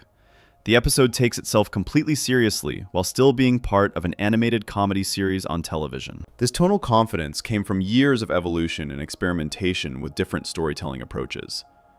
The show also adapted its focus from criticizing institutions to examining individuals over time. Early American Dad criticized the CIA, the government, conservative organizations, and political structures directly. Later, American Dad examined how individuals navigate those structures and how institutions shape personality and behavior without being entirely good or entirely evil. Institutions became context rather than targets. Casino Normale from 2016 is set in a CIA casino. But the episode isn't really about the CIA as an institution deserving critique. The episode is about Stan's addiction and his inability to control his worst impulses when gambling. The CIA setting provides context and opportunity for the story to happen, but the focus is on Stan as a person, struggling with personal demons, rather than on the CIA as an organization that should be criticized or reformed. American Dad's evolution suggests that effective satire is ultimately about revealing human truth, rather than about promoting specific political positions or winning arguments. The show became less interested in being right about politics and more interested in being honest about people and their contradictions. This shift made the satire deeper and more meaningful because it addressed aspects of human nature that persist regardless of political circumstances or which party wins elections. The Scarlet Getter from 2011 reveals truths about obsession and how people project their desires onto others without really seeing them. Roger's behavior is both funny and disturbing because it exposes something real about human psychology that exists across cultures. The episode doesn't need political framing because the human behavior it explores is universal. People across all political persuasions can recognize the patterns Roger demonstrates because those patterns exist everywhere in human society. The show's survival across multiple administrations and changing political eras proved that character-based satire has longevity that topical satire lacks. American Dad outlasted shows that were more explicitly political because it built its foundation on character rather than on commentary about current events. Characters can evolve and grow and face new situations indefinitely as long as writers find interesting things for them to do. Political commentary about specific events and policies has a shelf life that ends when circumstances change and those events stop being relevant. Stan's Food Restaurant from 2013 will remain funny and relevant as long as people understand power dynamics and exploitation. The episode's critique of how capitalism encourages people to treat each other as resources rather than as human beings doesn't depend on any specific economic policy debate happening at the time. The satire is about human behavior under economic pressure rather than about political positions regarding economics or business regulation. American Dad also demonstrated that satire can maintain edge and bite while becoming more emotionally complex. The show didn't lose its satirical sharpness by developing emotional depth and character complexity over many seasons. If anything, the emotional investment made the satire more effective, because audiences cared about the characters experiencing the situations being satirized. Caring about characters makes their struggles matter more. Anchor Fran, from 2014, satirizes masculine insecurity and gender role expectations, while also being a genuinely emotional story about a marriage under stress. Stan's behavior is both funny and painful to watch because we understand his psychology and his relationship with Francine after years of episodes. The satire works better because we care about these characters as people, rather than as political symbols representing abstract ideas. Looking at American Dad's full evolution from 2005 to 2026 reveals a show that maintained its satirical mission while completely transforming its methods and approaches. The show started as loud and explicit political commentary designed for a specific political moment in American history. It evolved into sophisticated character comedy that explores how political beliefs shape human behavior in ways that transcend any single political era or administration. This evolution required trusting the audience, trusting the characters the show created, and trusting that satire can survive changes in form and focus as long as it remains committed to revealing human truth. American Dad succeeded because it was willing to adapt when circumstances changed, rather than clinging to its original premise beyond its usefulness. The show recognized when its original approach stopped working and found new approaches that served similar purposes. The show's legacy is demonstrating that animated comedy can be politically engaged without being politically narrow or partisan. American Dad proved that satire doesn't require villains or heroes to be effective. The show didn't need clear good guys and bad guys. It just needed honest observation of human contradiction and behavior across the political spectrum. The show found ways to remain relevant by focusing on aspects of human nature that don't change, rather than on political circumstances that do change constantly. American Dad's journey from political satire to character comedy shows that the best satire is ultimately about understanding people, rather than about winning arguments or proving positions correct. The show became less interested in proving conservatism or liberalism right or wrong, and more interested in showing how political beliefs function in people's lives and relationships. This approach created comedy that lasted because it addressed universal human concerns rather than temporary political controversies. The show proved that satire evolves with creators and audiences when it's built on solid foundation. American Dad's foundation was always character, despite its political premise. By recognizing this truth and allowing character to take precedence over political commentary, the show ensured its survival across changing political eras and evolving audience expectations about what comedy should do. 20 years after its premiere, American Dad remains on the air, creating new episodes with the same characters still navigating their lives in Langley Falls. Stan is still conservative. Haley is still progressive. Roger is still chaotic and selfish. Francine is still searching for identity beyond being a wife. Steve is still growing up and figuring out who he is. Klaus is still trapped in a fish body, wanting recognition. The political context surrounding them has changed repeatedly, but the characters persist because they were built to last beyond any single political moment or controversy. If you enjoyed the video, make sure to subscribe, and I'll see you in the next video.